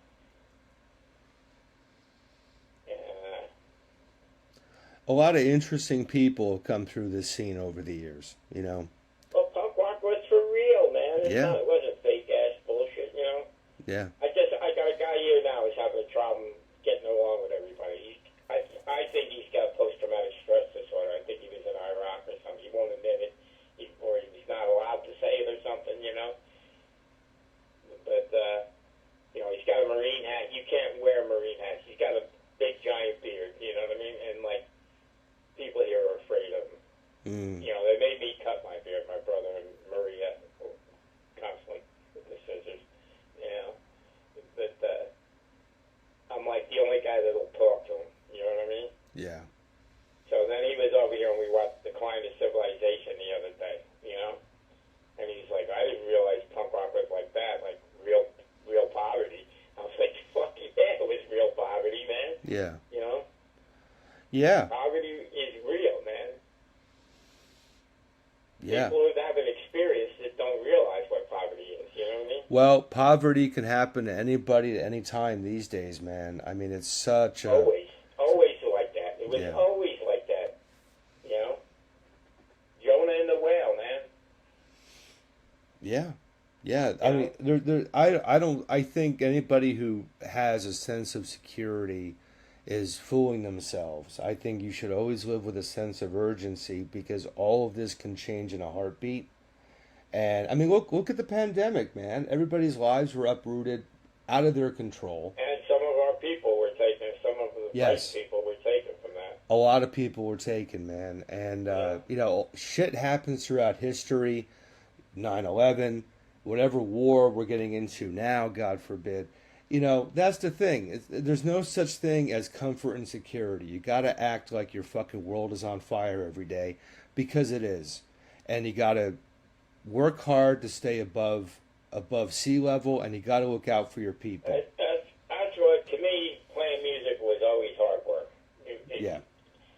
I don't know anybody that didn't have a day job. Oh, You know? yeah.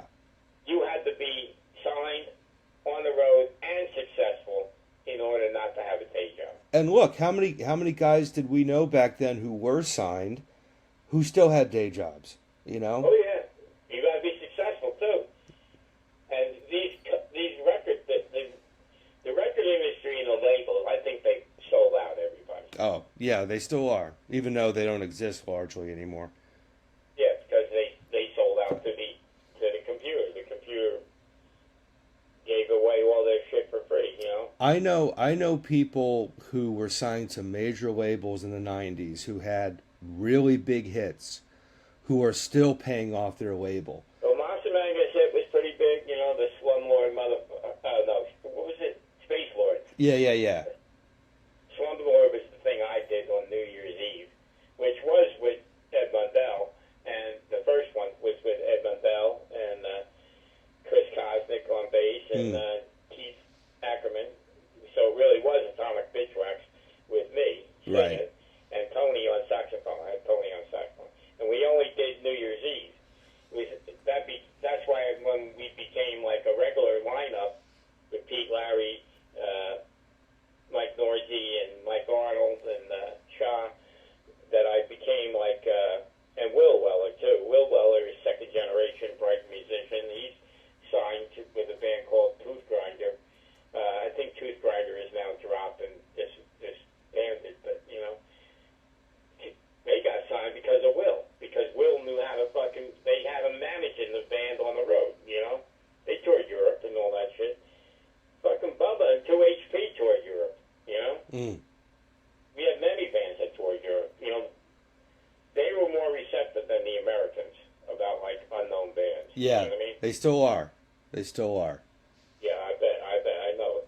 I've gotten offers to, like, put out a new Fatal Rage album from Germany, from Italy. Mm-hmm. You know, it's just like, I don't really have the masters, and I don't really, you know, there's no way to get everybody together to get some kind of copyright agreement. And then as soon as you mention copyrights, I don't want to know what's the matter about that, you know? Right. Everything is branding now, you know what I mean? Yeah. But, yeah, I mean... It's a new way to rip everybody off, you know? Yeah, Europe has always been very receptive. I know people now who, you know, they work their day jobs in Jersey doing whatever, but then they'll go out for like 3 weeks in Europe and play the big festivals and make a ton of money and get to be rock stars for a few days. You know, there definitely is I mean, especially for like the hard rock stuff. Yeah. You know, and metal. Well, that was always a large part of like why we're not able to reach success because of pop. You know, they want pop because pop is, you know what pop stands for? Percentage of the population. Mm-hmm. It's lowest common denominator shit. Do your Yeah. math. I mean, people don't do math anymore, you know? Do your math in life, you know? That's what I'm saying. My mother wouldn't let us use a calculator, you know? My mother made us do our math homework in our brains, you know? Yeah. Yeah, well, it goes back to what I was saying before about younger people having so much access to things now. They have more access to things than we ever had, and know what to do with it. You know what I mean? Because there isn't that struggle, that organic effort that you put into things. Like you said, doing math in your head. You know, like putting the work in. Being in a band is work. Putting on shows is work. And it doesn't seem to me that that kind of effort is as alive now as it was back then. Which is crazy to me because there are so many tools people have available to them, you know, using the internet to connect with people and build things. Yeah, you know, but to me, that whole thing of, you know, it could go away any second, any day, you know, to me, I worry about that with the computer, you know. How much is everybody going to lose if they lose their computers? Oh, you know? Oh yeah. What's going to happen? We're all going to, like, turn on each other, you know? Yeah, I mean, I've worked. I mean, even back then, in the '90s, when I go to the supermarket shop, and I used to look at people looking at me, and I go, they would like try to kill me and eat me if they could, you know. Oh yeah. But they were afraid of me, you know. Yeah. I mean, people were afraid of me. I used to go to the mall, and people would be afraid of me. I'm like, why are you afraid of me? You know. It would. I told the Russian guy with the beard here. I said, dude, you got the beard. He's scary looking to these people. You know what I mean? Right. It wouldn't take much at all for complete chaos to happen in this society. All you've got to do is take electricity out of the picture for a couple weeks. That's all it's going to take. I think you can keep the electricity, and if you took the computers away, they would freak the fuck out. Well, you know? I mean, I've worked in jobs where, like, the mainframe computer for the entire corporation will go out. It'll fritz out for some reason. And by lunchtime, it's like Lord of the fucking Flies. Like, people don't know how to function anymore. You know? Which is one of the books I read in Catholic high school. Yeah. Was mandatory reading. Yeah, I dropped the Peloponnesian Wars before. You didn't know what I was talking about? Say that again? It's the wars between all the Persians and the Greeks. Mm. You know, like Alexander the Great kicked Persian ass, you know. Before him, I think, was the Peloponnesian Wars. There's a series of wars between the Greek city-states and the Persian Empire. Mm. You know? Yeah, I'm not up on that. It's like 700 pages, and it's like all these battles between all these, like, peoples, and you're like, who? What? What did I just read? You know? Well, I mean, human nature has always been human nature, man. I think we're programmed to, by nature, be aggressive. I told the Russian guy the easiest way to know who the Arab Iranian subgroups are, you know, like the Houthis, the Hamas. I said this to put them in the 4-H club. The Houthis, Hamas, and the Hezbollah. And who that there said who that there. You know, you don't know that one. Who that? It came from the Bowery Boys. Okay. I used to watch the Bowery Boys when I was a kid. Muggsy was my guy because he would always misuse the words. You know, he would use the $10 words. That's what I meant in that poem about $10 words. Mm. And when I used to read poetry to Brighton, they used to yell two things. They used to, you know, it would always be like the Pitchwex guys yelling, "Break it down, Jacko, break it down," or "Who that there?" No, that's the other one. Break it down and $10 words. You got too many $10 words, Jacko. So that's what that line means, between $10 words and street barf. You know what I mean? Because at a low, you're barfing in the curb. You know what I mean? Right. You know, or at a high, you're using $10 words. You know? Right. So between the high and low of life. You know? Yeah. I'm in a wheelchair. You know, naked in a wheelchair. You know, and the bullet I'm talking about is, you know, my injuries. You know, my life. You know, the bullet. You know what I mean? There's no doubt in my mind I got hit by that car on purpose outside the Brighton. Mm. You know, the powers that be. You know. Well, I mean, the lesson in all this I got one is... thing to say to the powers that be. What's that? You think you know everything when you're playing cards with the devil, but the devil's last hand is you lose. You are now the devil. Mm. Do my bidding. You there? Yeah, I'm here. Yeah, I'm just taking that in, man. So let me ask you a question. This is probably going to be either the easiest or the hardest question I've got for you. When you look back at all these shows you did at the Brighton, you know, the hundreds and hundreds of shows you did. Thousands, man. I mean, this may be impossible to answer, but who were some of the bands that you thought really brought things to the next level that you're proud to have put in that place? Oh, yeah, of course. That's an easy question. You know, of course, I could go on and on about it, but, are you talking national acts, or are you talking bands like local bands that rose to the national act level? Well, I mean, anybody. You know, who are the guys that you look back on and go, that was the Brighton Bar for me? Or then you got the ones that I enjoyed the most, you know what I mean? Yeah. Well, I mean, I can't tell you how much I enjoyed the Crypt Keeper 5 show, you know? Yeah, that's a name. Yeah. The only part that, they got, 5 albums, did plenty of touring. Yeah. I mean, they did mostly East Coast, you know what I mean? I remember them well. They never had a label to back them. They never had, they put their own records out, same as anybody. Johnny built his own house for his kids. He built his own house. Yeah, they were a good band. I remember them, Excellent band, man, excellent. Yeah, we played with them a few times. Actually, probably with you at the Brighton. Yeah, as long as Johnny didn't blow in my ear, he used to fucking get a big kick out of it. And I was like, hey, man, fucking quit that shit. So Crypt Keeper 5, obviously, Tommy and Godspeed were amazing. Tom Bitchwax, Monster Magnet was up there, Yeah. Daddy's, Retro Ones, that's what we've been talking about. Bad Posture I love, I love Throttle, I don't want to do this interview to talk bad about people. I want to talk about the good people. Oh, yeah, of course. I mean, that's what we're trying to do, is just sort of honor that time. I'm proud of the whole damn thing. I'm proud of all the effort that everybody put in. Yeah. They took advantage. Everybody took advantage of it, and I'm glad. That's what I did it for. Right. I didn't do it for myself.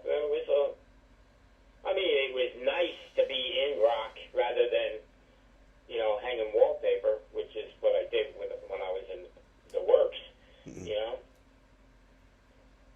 Fatal Rage, I took any job that came down the pipe, I was so broke during Fatal Rage, it's fucking ridiculous, Well, never made any money. They didn't pay bands. Yeah, that's they still why don't. I didn't go national. Why I didn't go national? Because I had that idea of putting the Brighton Bar in Maine, in Pennsylvania, Washington, D.C., but I could never,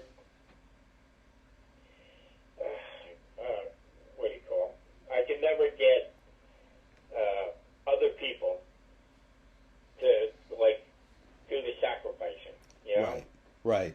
to do it so that they can have it. And I have bands from all over the world, too. Don't think I didn't have bands from all over the world. Oh, yeah. I remember. I had 26 Japanese bands alone.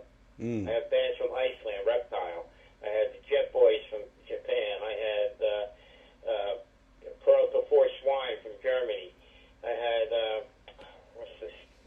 Scandinavian bands. I had Greek bands. I had South American bands. I got Machete from Puerto Rico. Great band. I love them guys. Flavio is excellent, dude. He was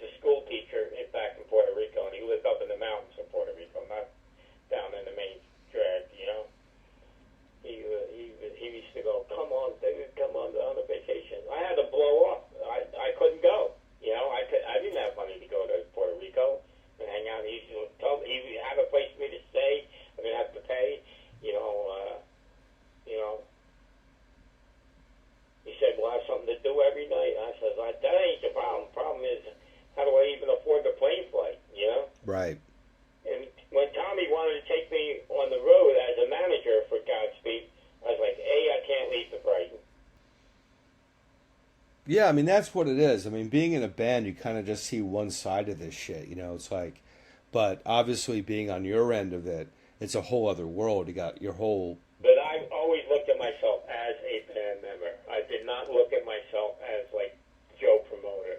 You Right. know? Well, that's why it worked. That's why it worked That at is Brighton. why it worked. That Yeah. is why it worked, because it was, I was living the same life the bands were. Yeah. And they knew it. Every band knew it. Right. It ain't easy being in a band, man, especially if you're of a certain And age. believe me, there was those bands that tried to hold that against me. You know? Oh, you don't treat us like the stars that we are. You know, we should be this and we should be that. I'm like, well, you don't need to play here, man. You can go another place and become big. You know? Right.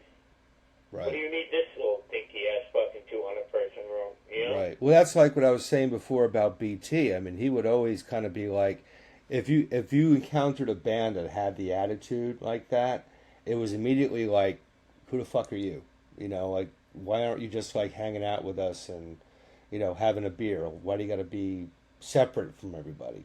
You know, and that speaks a lot about Bill. You know, because he was always like that. He was always, you know. Oh yeah, Bill was a regular fucking guy, man. Bill was a sweetheart. Yeah. Oh yeah. He was a sweetheart, man. He was a regular dude. There was no ego with him, and he was a great player. He was great, you know. Yeah, phenomenal, and a really good producer too. And I got a soft spot for those guys that know the '60s and the '50s. You know what I mean? Well, he had that. He had that He Pickles had all band. that stuff in his stylings. Yeah. You know, in the retro ones. You know, retro ones straight out probably the best punk band that ever came out of New Jersey. Great players, great You know, songs. they're probably, to me, they were the best punk band that ever came. I mean, you know, especially if you use the word punk. You know what I mean? Yeah. Well, I mean that rhythm section of Mike But and he Bob. had '60s and '50s stylings in all his leads. You know. Yeah. I mean, I know music is hard for many people to know. You know, there's so much to know, and a lot of people don't have the time and ability to learn all that stuff. You know, have it like at their fingertips. You know, like Bill did. You know. Well, I mean he was a musician. You know, he worked at Oh, hell yeah. Sam Ash for a ton Oh, of he years. could make a guitar. Yeah, and he did. I think it was Jim from Electric Frankenstein. You know, BT did some work on Jim's guitar, and Jim's like, it never sounded better. You know, so he was one of those guys. And look at the engineering he did on those Headache records. They sounded phenomenal considering where they were recorded. Actually, I didn't know he did all the engineering. He did the sound at the Pipeline on Thursday nights for me. Yeah, And he would call me religiously at like 11 o'clock Friday morning to let me know how everything went, who drew what, and everything, you know what I mean? yeah, yeah. You know, we had the responsibility to cover our ass and make the bar money, and that's fine with me, you know? I got memories, man, Yeah. and they're fond, you know what I mean? Oh yeah. Yeah, me. I don't think we did anything wrong. I can put this out to everybody at the Brighton Bar. Workers, bands, everybody, hangers out, people. We did not do anything wrong. Everything we did was correct and on time, you know? Yeah.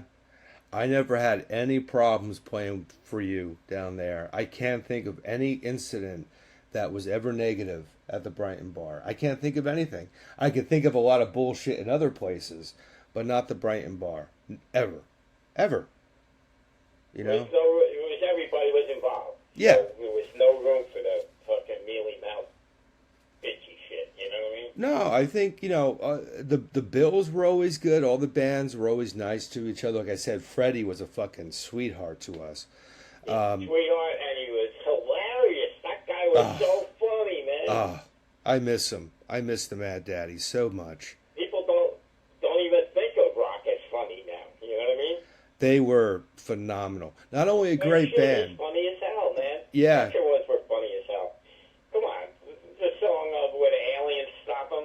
Oh, take me to your leader. Where the aliens stop them and they think they're like they're going to get abducted, and you know they're in the van coming from the gig, and the aliens stop them on the road and go, you know, are you the retro ones? And they're like, yeah. How do you know, man? And they're like, Yeah, yeah. To your leader. Take us to your leader. Right. Oh, man. It was just about fun, you know. It's like We're going down the bar? Come on. Oh God, it's the national anthem of New Jersey, going down the bar. We don't want to see nobody's face. Everybody played that song. I was playing that song in my high school band. We did a high school talent show when I was 15 years old, and we played "Going Down the Bar" and "Oi Rogers" at this high school talent That's show. hilarious. Yeah, I told 15 years BT old, that. you were playing it in high school? Yeah, I was Man. playing the retro ones when I was in. I had hair down to my. You tell BT that? Yeah, I did. Yeah, I did. He thought it was hysterical. That know. is hysterical. I mean, all those guys, Harry Baggs, Harry Baggs is a great guy, man. you know, Larry and Andy. Earwax, both great guys. Yeah, Earwax. Yeah, that whole era, you know. Always really nice people. I was even coming up from South Jersey to play with those guys here. You know? I played at Niblick's party one time with Dirge, and I had to chase Brandon Tucker around the place because his mother told me I could take him on the road. He was only 15. And I could take him on the road, and so I did. She said, but I was responsible for him. So I had to, like, chase him. And I was with my kid, with Zachary, my stepson, and Janice, and I had to run around the party, chasing him around the party, grabbing every beer out of his hand. And he would see me coming. He would just down the beer, you know what I mean? Ah. Yeah. I had some interesting nights when I was that age. I sort of told his mother, I said, listen, he's a handful, you know? Ah. Excellent, So, man. and he down the beer and go, oh, here comes my father, here comes my father. Excellent. Oh, God. Excellent, man. Well, listen, as we hit the finish line here, I got to tell you, I was talking to Tommy Southard over Messenger the other day, and he wanted me to tell you, Jacko, thank you for everything, and I love you. That's the message from Tommy. And we all feel that way about you, Jack. We really appreciate everything you brought to us in all of our respective bands. You gave us a great home down there. A lot of people remember it very fondly, and what you did for our scene in New Jersey mattered. And I hope you. Well, that goes right back at you and everyone. That goes right back at everyone too. That does not just. I'm rubber, you're glue, man. What you say bounces off me and sticks to you.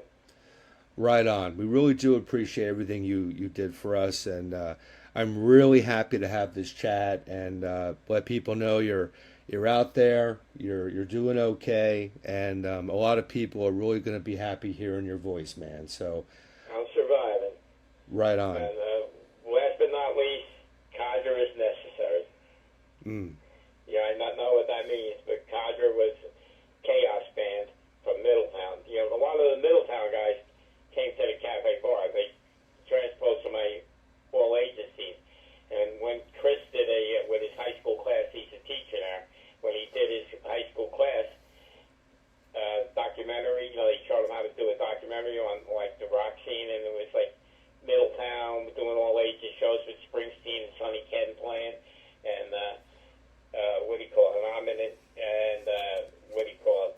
They're like, how did you take the Middletown guys? I said they were ready for me. They all came from Mike's Pizza in Middletown, and Mike, and they came right to the Cafe Bar, and they did perfectly. And they blended right into by the time they were 18 to 21, they all blended right into the break scene, you know?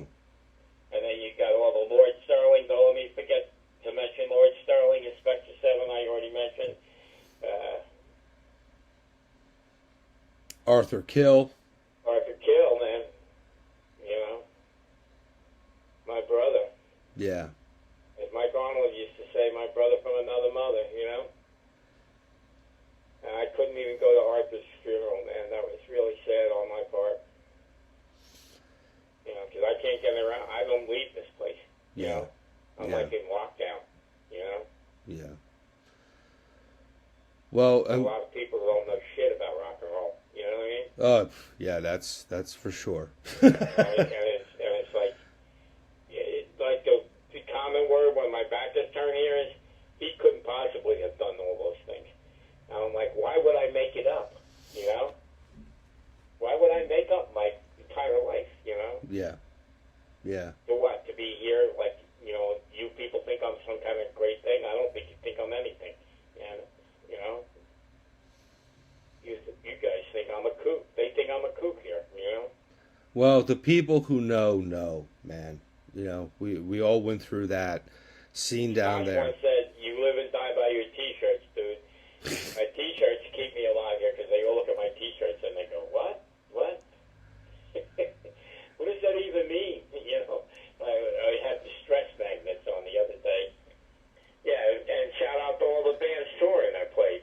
Zimmerman's and Jesus Lizard and Naked Ray Gun, everybody, Oh, yeah. You know. Oh, yeah. Vibrators. I remember they came through. He told me he said when he came, he thought they were huge, and he did their first show in America here with me at the Cafe Bar, and I told him, I said, dude, he's like, how come we don't have like thousands of people? I said, first off, we wouldn't fit thousands of people. Second off, you never played the United States. Right. And your record came out in like 19, what, 80? No. Before that, yeah. 79? At least, if not even earlier than that. Probably 79. Yeah. And I'm like, at that time, this was in the 90s, that was 25 years ago, 25 years ago, 20 years ago. You have to build, if you came then, it might have liked you on, Right. And you didn't have the airplay like the Clash or whatever, you didn't have that kind of backing then, Yeah, not out here. Were they out with Gangrene on that tour? Or was that later? No, that was the second, or that was on the way back, I think. Okay. Yeah, because at that show, he told me I was the only honest guy in the whole business. When he couldn't believe me when I was trying to tell him how it was, and he was like, you don't got hotel rooms, you don't got this, that, and the other thing. Hotel rooms. Dude, how would I possibly? I charged $5 to get in here. I was $5 for every show for more than 15 years, Hotel and I remember rooms. when I got in trouble from raising it from 3 to 5, and everybody told me I was ruining the Brighton, like the old Brighton hanger-on type drinkers, Right, right. They're like, oh, how are you going to go from $3 to $5? I'm like, dude, the bands need at least 3, and I paid the bands 50 to 60% of the door for all those years. And I paid for all the advertising, not the Brighton. I paid for the ads in the Aquarium and HTG on the radio. I paid for those ads. That's $150,000 easy between the two of them. Right. Yeah. And how much do they think was left over for me, Yeah. Yeah, you're right. I mean, I used to put some ads in the Aquarium when I was doing stuff with the Misfits. If my brother wasn't a Wasn't mechanic, cheap. I wouldn't have had a car. I spent 10 years without a television or a car. When I moved back from Oregon to here, I rode a bicycle on the boardwalk. That's down to the bar. I rode a bicycle down to the bar. And then if I was drunk on the way home, I slept on the beach, Mm-hmm. Or Yeah. I walked it, or I remember you go down to Asbury, the taxi used to be like $2, $3 to go to a show down the fast lane, and all the bands like Biohazard and everything that I had down the fast lane. Right. And God Bullies, and God Bullies were a great band. Yeah, that's a name that's not mentioned as much as it needs to be. God Bullies. They were really good. Yeah. They were really good. The guy used to have the Bible, and he banged the Bible around. He was a funny dude. Yeah. Yeah. Oh, man. Killius Creed I had down the fast lane. No kidding. Oh, yeah, man. People don't realize he's as good as Hendrix. I told him when I saw him, I said, dude, you're as good as Hendrix. Oh, the guy's phenomenal. Yeah. I got my top 5 guitar players from the rock era, and then he's number 6. Yeah. Greg Ginn from Black Flag is actually brilliant, I thought. Yeah, he really is. He does not get the credit he deserves as a musician. And Tommy's absolutely in the top 5 with Madley, Chuck Welsh, and everything. And Mundell and, Right. at the Brighton guys, you know what I mean? Yeah, yeah. Well, Godspeed, that was one of my favorite albums of the 90s, that Ride record. I thought that was as good as Black Flag's Damaged or Volume 4 by Sabbath. Like, if you take those two records and put them together, you've got the Godspeed album. Great record. Right, so give me that whole bit one more time. The Godspeed? Yeah, the Godspeed record. It's basically like if you take Black Flag's Damaged and mix it with Volume 4, Black Sabbath. Tommy's Raw. Tommy's Raw. Yeah, great record. Tommy's Raw. Social Decay was one of my favorite bands of all time. Yeah. They were like so much fun to play with. You know what I mean? Yeah. I remember when they did the reunion at the Saint. That was fucking tremendous. Well, definitely the real thing. Is what I do. One of my favorite bands of all time is the UK Subs. Charlie Harper is a great guy. Yeah. He's a great guy. Yeah, and he's still doing it at 80. And the only money I ever got paid for, I ever made out of Dirge, was, actually, I don't think I even took a penny off of that. But he paid, what was the guy in the UK Subs, the guitar player? Nicky Garrett. Nicky Garrett, yes. He paid us like $500. And I was like, and then I remember when I was calling him to get the UK Subs to play, and I called him to see if he was playing, you know what I mean? And he called me, he thought I was calling, ask for more money. He said, I got no more money, man, I got no more money. I was like, dude, I ain't coming up for that. I just want to know if you're playing with Charlie, you know? I knew Alvin was sick by that time, you know? Mm. And, just like what we were talking about, ALB of all time, you know? Yeah, those guys are playing. They're playing the UK. I think right now they're on tour in England with the lineup. I wish I had a number for Charlie Harper. I'd give it to him. Because I asked him how he survived all these years, you know, and he said, dude, I got smart kids. Yeah. He goes, both my kids are lawyers, dude. Oh, beautiful. Perfect. He goes, I moved out of London and I'm living on a chicken farm in North England. You know, a lot of like the crash people did that, you know? Yes. Penny and those guys, yeah. They still live on a farm. I didn't know many of the crash people because not much of them came to America, you know what I mean? Yeah, I was in touch with Penny a few years back. He did my old podcast. They're still out on the farm.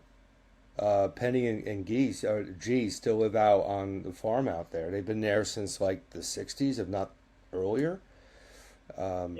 Yeah, man. He's the real thing. He's a lifer. You know, it's a miracle he's online. All them guys, subhumans, you know, too, you know. Mm-hmm. Yeah, those. Rock was real. It's not fake ass shit, man. You know what I mean? And when the Russian guy saw like vaccine and fear and circle jerks and black flag, he goes, so it was really like that, huh? It was really like, you know, people living in squats and shit, you know? And I'm like, yeah, man, that's what I'm talking about. Yeah. What do you think? I made that shit up too? Yeah, that everybody lived in shit places, you know? Yeah. We made shit money, you know what I mean? Yeah, and for a lot of the bands, it's still like that. Even the guys who've been at it for 30 plus years or even 40 years. You know, I talked to some guys, no names mentioned. Anybody who's at it that long, that is what it was like. That is it. Yeah, it's still like. Or like made money and are not, that band broke up because they reached the stratosphere or whatever, you know? Right. They're not the same kind of people. No. I mean, there are guys touring today, like legendary bands from that era, and they're still doing like, you know, show to show, month to month, you know, that kind of thing. They're still pushing it, you know, to keep the money coming in, because it wasn't about let's get the $500,000 advance from whatever label. You know, it was about we're in this band until we die, and those guys are proving it right. I mean, some of these guys are, you know, in their 60s and not even older playing. I mean, look at Vinny Stigma. Vinny Stigma's going to turn 70 this year. He's still touring. That guy, man. Oh, he's a sweetheart. And Roger, man. Yeah. I think I told you the other day when you called me. Roger and Dr. No from the Bad Brains came down,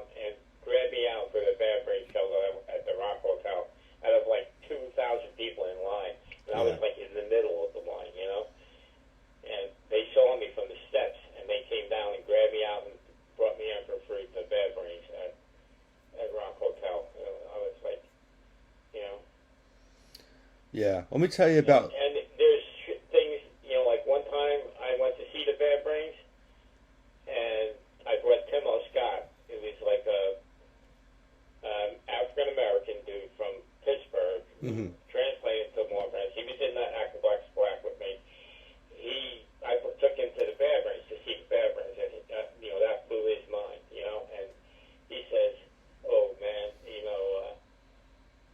and then the next time Dirge played CB's matinee, like a month or two later, like over 100 black skinheads showed up there, and I was just like, and they were totally thrashing a pit. And every time I tried, I jump into the audience and sing in the audience. I like to do that, and it's just something I always did. And I jumped off the stage at CB, and they caught me. And I've never been caught. I never tried to crowd surf because I'm a fat guy, you know what I mean? So I at City Gardens, I jumped off that stage. I jumped off the stage, and everybody moved out of the way. I hit the ground, and that hurt so much. So I never tried that again, And I was just trying to jump feet first, And they caught me in the air, and they picked me up, and they put me on the stage, and they go, "Dude, you stay up there. The floor is ours, man. You stay up there." And I was just like, all right. And then they're like, after we played, I came out, and that's when I realized they were all there for us. I was like, "You guys were all here for us, man?" And they're like, "Yeah, where's that guy Timo, man? Where's that guy Timo?" And Timo, I got him on with Sublime. I have Sublime at the Pony, and everybody, this is like a bidding war between Scott and from the Saint, Tony from the Pony, and I was like, "Dude, why are we fighting to make this thing? Let's just fucking do it together. We'll make the guarantee, and then if there's anything extra, we'll just give it to them." So we gave them the $400 guarantee. They played it, it did it. I made an extra $400 for them, and gave them the double. You know what I mean? And I was like, "Well, what my man?" Because they had this English guy as a manager, and he was like, he gave me a CD. It was awesome. It was like jazz guys doing like trip hop, like a trippy hip hop. You know what I mean?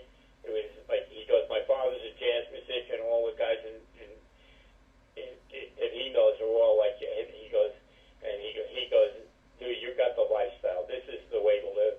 And I was like, "Well, I got my man Timo here. He plays in all these pickup bands with me, and he's like big in the reggae cover scene, I said, "He can toast, And they were like, "Well, we don't like to let anybody on the microphone. There's no way, I said, "Ask permission." They asked permission. They let Timo up there for a song, and he killed it. And he went and got off as soon as he was done.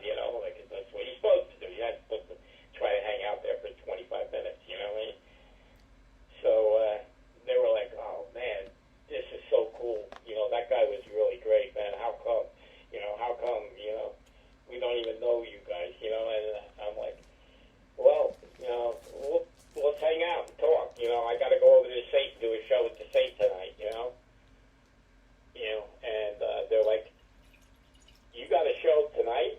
And I'm like, "Yeah." I go, I got a show tonight. And Timo is playing jazz. He's playing jazz tonight over there. And like the manager and two of the guys in the band, not the guy who died, the main guy. Bradley's the guy who died. Bradley. Yeah. Yeah, well, he had a problem, you know what I mean? Yeah, unfortunately. I talked to his kid a couple years ago. The other two guys and the manager came over to the Saint with me that night and hung out, and they were going like, "Man, we wish L.A. was like this. We wish we could live like this in L.A." I'm like, "I'm sure L.A.'s like this if you just do it." You know what I mean? You can go from bar to bar in L.A. Are you kidding me? Yeah. I'm sure you can go from an afternoon show to a nighttime show, Yeah, I mean, I lived in L.A. about 22, 23 years ago. There was stuff to do. You could do that very easily, whether it's and Bobby J loved it, L.A. He loved it in L.A. He even put out an album out in L.A., God's Gift to God.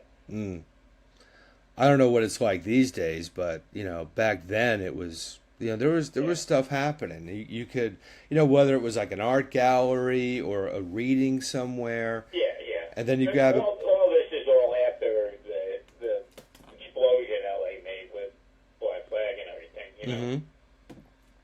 And that's Yeah, and a lot of the Black Flag people are still doing a lot of stuff. Kira Rossler's got, I think she's doing a new record now. Her last one. She didn't even play the fast lane when I opened up for them. She didn't play. Who was that? Tukowski still on bass then? Tukowski stuck his sneaker in my face. So smell that. Ah, Chuck. I love Chuck. The two nastiest smelling bands of all time were Black Flag and Buzz Oven from Virginia. Oh God, Buzz Oven. That guy puked on my girlfriend one day.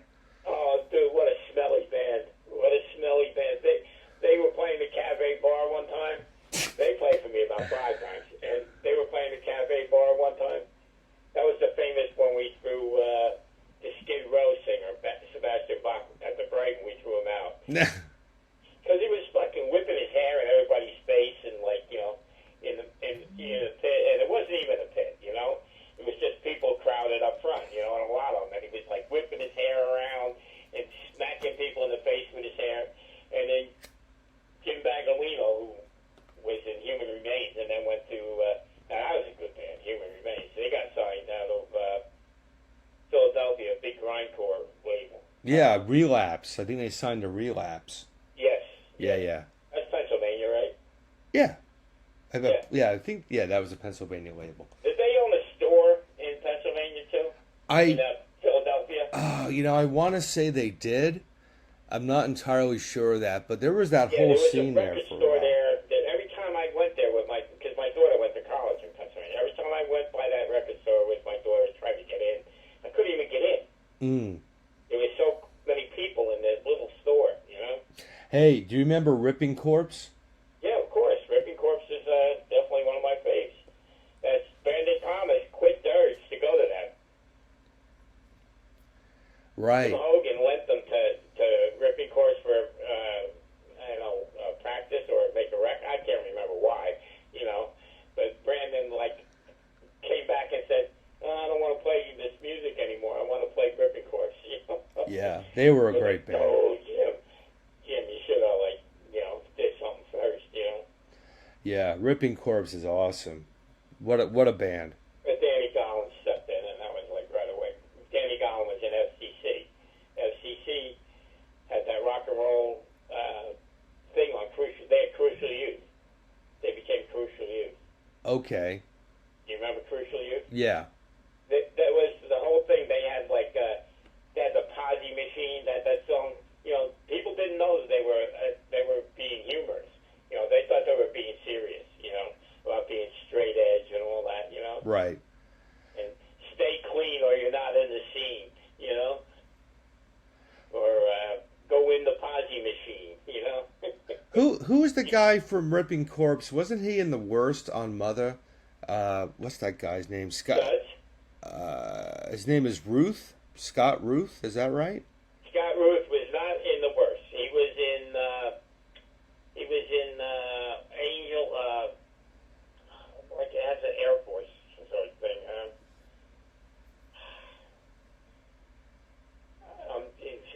I got it on the tip of my tongue. Something. Oh, The Beast. Wasn't he in The Beast? No. He was not in The Beast. That was Ronnie Acera was in The Beast. Okay. Ronnie Acera is a cool dude. He used to work for Jack's. He used to run the record store. And I used to get the discounts for records in the beginning. This is back when I could buy records, After that, I put back in the early Long Branch days, in the 70s, And then Ronnie Acera was in The Beast, and then he had his own band after The Beast.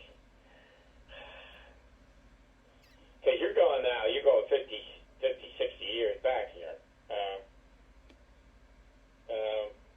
No, maybe not that far. Definitely 40 plus. 40, 45 years back. Yeah. Shit. That's two stumps you got on me there. I'll have to track down Mr. Chesley from Mother Mark Chesley, yeah. and get the Well, potholes filled. Mother Records, they did a lot for everybody. You know, they put up the first, 6, 7 punk bands albums came out, or records came out on Mother Records. Mm-hmm. You know? Yeah, there was Mother, and then of course there was By Our Records. I remember his old band, Tyrant. You know. Tyrant. Yeah. And Scott Root's band, I'm going nuts trying to remember. I think Ronnie and Sarah might have played in that band too. But either way, I used to try to get Scott to do the poetry show, but he never would do the poetry show. I was like, oh man. Yeah, I think he's doing that band. He from Lloyd Sterling used to do the poetry shows. That was my favorite, to go with John Davies from Secret Side to Binky to me in the poetry. I love that lineup. And I could even throw Dan Weech before that, you know what I mean? Back to back to back, like killer poets, you know? Yeah. I had great poetry shows. I had great poetry shows. I never made it down to a poetry show. I used to see the ads for them all the time, but never got down there for really that. killer poetry. I had sometimes 37 to 40 poets. Wow. I remember I counted 37 one time and I counted 40 another time. You know, I didn't like book everybody. It basically became a thing amongst poets. Idiom used to come there, and Mark, and all them, you know, and Chris McIntyre, who I later had a band with Sonny Kent. I had a band with Sonny Kent. I started to say that. I used to have bands, like when somebody cancels 2 days out, what are you going to do? You're going to either have dead air, nothing going on, or you got to get somebody. Nobody's going to you can't pick up the phone and call all the next day trying to get somebody to come, and then they're not going to bring anybody. So my best thing was I usually had drummers as soundmen, you know, both Brian and Keith and Chris from Bitchwax and Jesse Ermy from I'm on his record, Sunny Days. They were a trip hop band.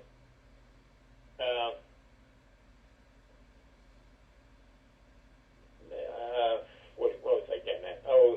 You walk around the room, you got a drummer there, you're there, you get a guitar player and a bass player from the room, or you get a guitar player to play bass, you know what I mean?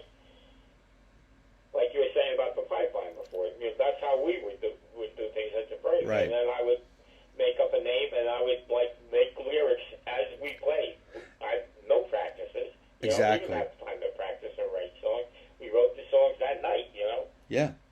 And by the end, I was in over 40. I played in over 40 bands, you know.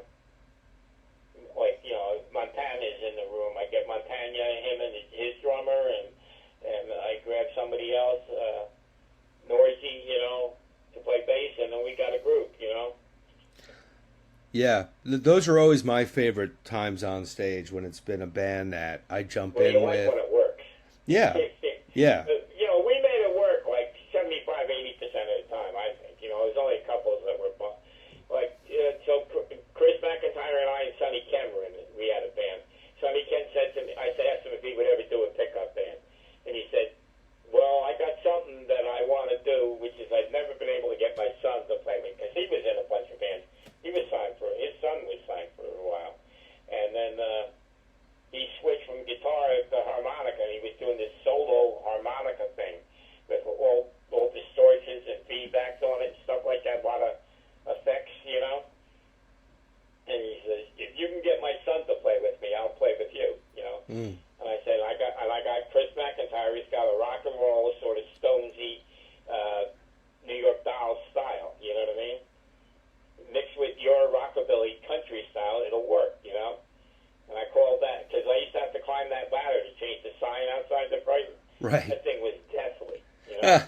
When you get one of them nor'easters blowing, and I used to put the ladder 5 feet away, so that when the wind blew it close to my face, I could put the letters in, you know? And I call that band Bad Ladders Kill, you know? Yeah, it's a good point. That ladder I've been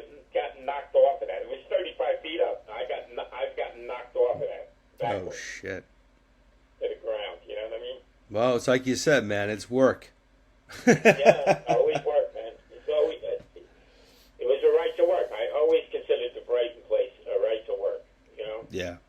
And the Brighton was, I made that place my headquarters, you know what I mean? I made that, like, where I hung out and where I went, like, 5 nights a week. It took me 15 years to get that job, you know? And I was playing for maybe only 6 or 7 of them before that. I mean, I did start and what it did was it made my poetry accessible. And Right. it gave it the grit. Punk rock came along and gave it the grit that it needed, you know? Yeah. And that's, my poetry is gritty, you know, it's not flowery and, you know, all this, that, and the other thing. But I put everything in there, you know? I mean, one guy complained to me, he goes, "Oh man, you got too much in your poetry. You had everything in there but the kitchen sink." And I was, you know, this is just after I read, and I said, "You weren't listening, man, because the kitchen sink was in the 6th poem, man." Ah. And I showed it to him. He goes, "No way, fuck you." I'm like, "Yeah, man, I'm showing it to you." You know, I showed him the poem where it said kitchen sink right there, man. Hey, there you go. You gotta pay attention, man. I had a song, "Don't Blink," you know. Yeah. Don't blink because you'll miss everything, you know. That's sure as shit, man. That's sure as shit. You got to stay focused on what's going on for sure. Well, listen, man. This has You know, been. this was not all planned out. None of this was planned out. This happened, you know, and that was the beauty of it, that it happened the way it happened. Yeah. And with everybody contributing, everything happening right, you know, everything happened right, if you ask me, you know. Yeah. Yeah. And in hindsight, you realize how perfect certain things were. You know. And some people got a little bit famous. Maybe nobody got rich and famous, you know. But rich and famous is even harder to do than pretty much anything, Yeah. you know. Yeah.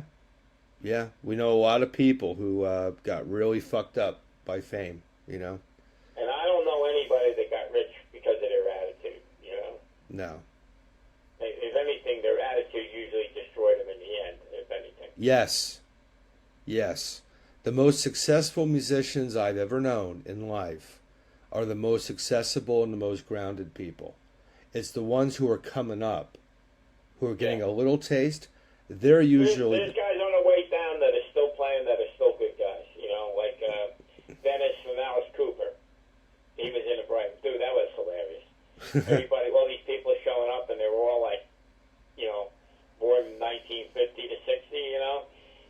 So they were all old, you know. And they all had like Alice Cooper type makeup, like, you know. And it was like super hot. You know that Brighton had no good air conditioning, you know what I mean? Right. So it was like summertime, super hot. And he was cool. The whole thing, he was dressed in a suit and everything, and he was cool. He was really good.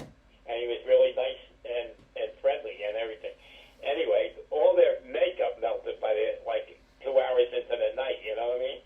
So everybody looked like a fucking horror movie, you know, with the melting makeup and everything. And Right. It's like, I was like, oh my God, look at these guys, you know what I mean? Don't let me grow up to be like that, you know? Yeah, there's a risk in trying to that like too. recapture my youth and failing miserably and turning it into a horror show, you know? Yeah, literally. Yeah, in that case. No, I had fun, man. I had fun. I gotta admit, I had fun, you know? Yeah. It's what it is, man. You got to grasp it while you can because, like I said... That's the way you find fun, and that's what you do. You grab it, you know? And you run with it, you know? Definitely. I got to actually jump off in a sec because I got another interview coming up. Yeah, okay. But, yeah, man, it's been fun talking to you doing this. You know, I really appreciate you coming on, sharing some stories. I'm excited to share this with people because, as I said, there are a lot of guys out there. In there with DJ Fontana and Leslie Gore. That's all going to be in there, man. I'm keeping as much of this as I can because I think people are going to love hearing it, and people are just going to be happy to hear your voice again, man. You know, it's been too long since people have checked in. That's great, man. I'm naked in a wheelchair, but I'm alive. Right on. And like I said, I'm going to put a link in the video for people to check out that book. I'm not really naked in a wheelchair, all right? Well, this is an audio It's interview. a euphemism. It's poetic license, all right? Yeah. Well, you could be, because I ain't seen it. Somebody is tripping out there, you know? Well, look, it's an audio interview, so you can do whatever you want. You don't have fun all your life and not create a few enemies, you know? Hey, if you haven't made it, jealous that you had fun. well, one of my mentors growing up was a guy in our neighborhood named Jerry Only from the Misfits. Oh yeah. And he had a great saying. He goes, You were mentored by Jerry Only. Wow, man. Yeah, that says a lot. I used to load boxes of T-shirts with that guy and roll up Misfits posters on his conference table when I was 16, 17 years old. And he... Put the neighborhood kids to work, yeah. Yeah, that's what he did. And he was awesome. You know, we loved doing it. He was always, like, showing us the ropes. He showed me the ropes. Yeah, I played on WFMU. Shout out to Pat Duncan, of course. Oh, yeah. Hello, Pat. And I played live with Baylor Rage on FMU. And his studio guest that night, who were there at the same time as us, was Rollo, drummer from Black Flag and Misfits, and Danzig. Yeah, yeah. And they were in the studio with Pat Duncan, and we were out there, you know. Yeah. Well, Jerry used to always say, if everybody likes you, you're just kissing ass. And I've always taken that to heart, because if you do the right thing, you're going to make enemy, because not everybody's your friend. Not everybody's looking to do the right thing. So you're going to make enemies, but you know what? You're going to make the right... jealous motherfuckers out there. You're going to make the right enemies, because there are certain people you don't want as friends. You know? They know who they are, too. Oh, yeah. Oh, yeah. There's no need to mention them. Yeah, we can name a few off the air, I'm sure, but we'll keep it good for this time. I did Too Drunk to Fuck. I was on Mama's MCX doing an interview, and I they would let me pick records, and I did Dead Kennedy's Too Drunk to Fuck. I got 6 phone calls by the time I got home from ex-girlfriends that I'm like, I don't remember if I was too. Why do you take that? I dedicated it to my ex-girlfriends just as a joke, you know. And I got 6 crank phone calls when I got home. You know what I mean? Mm. You think that was funny? And I'm like, I don't know what you're talking about, really. You know what I mean? That was a joke, man. You know. Right on. Ever see Foghorn, Leghorn, the rooster, the big fat rooster with the little rooster, and he's mentoring the rooster, and the kid never gets the jokes, and he goes, "That's a joke, son. That's a joke." I remember that. Yeah. Right on. Jacko, good talking to you, my friend. Hello? Yep, I'm here. All right, brother. All right, man. We will definitely connect sometime again soon, because this has been great. I'll have to have you come back on for a part 2 sometime.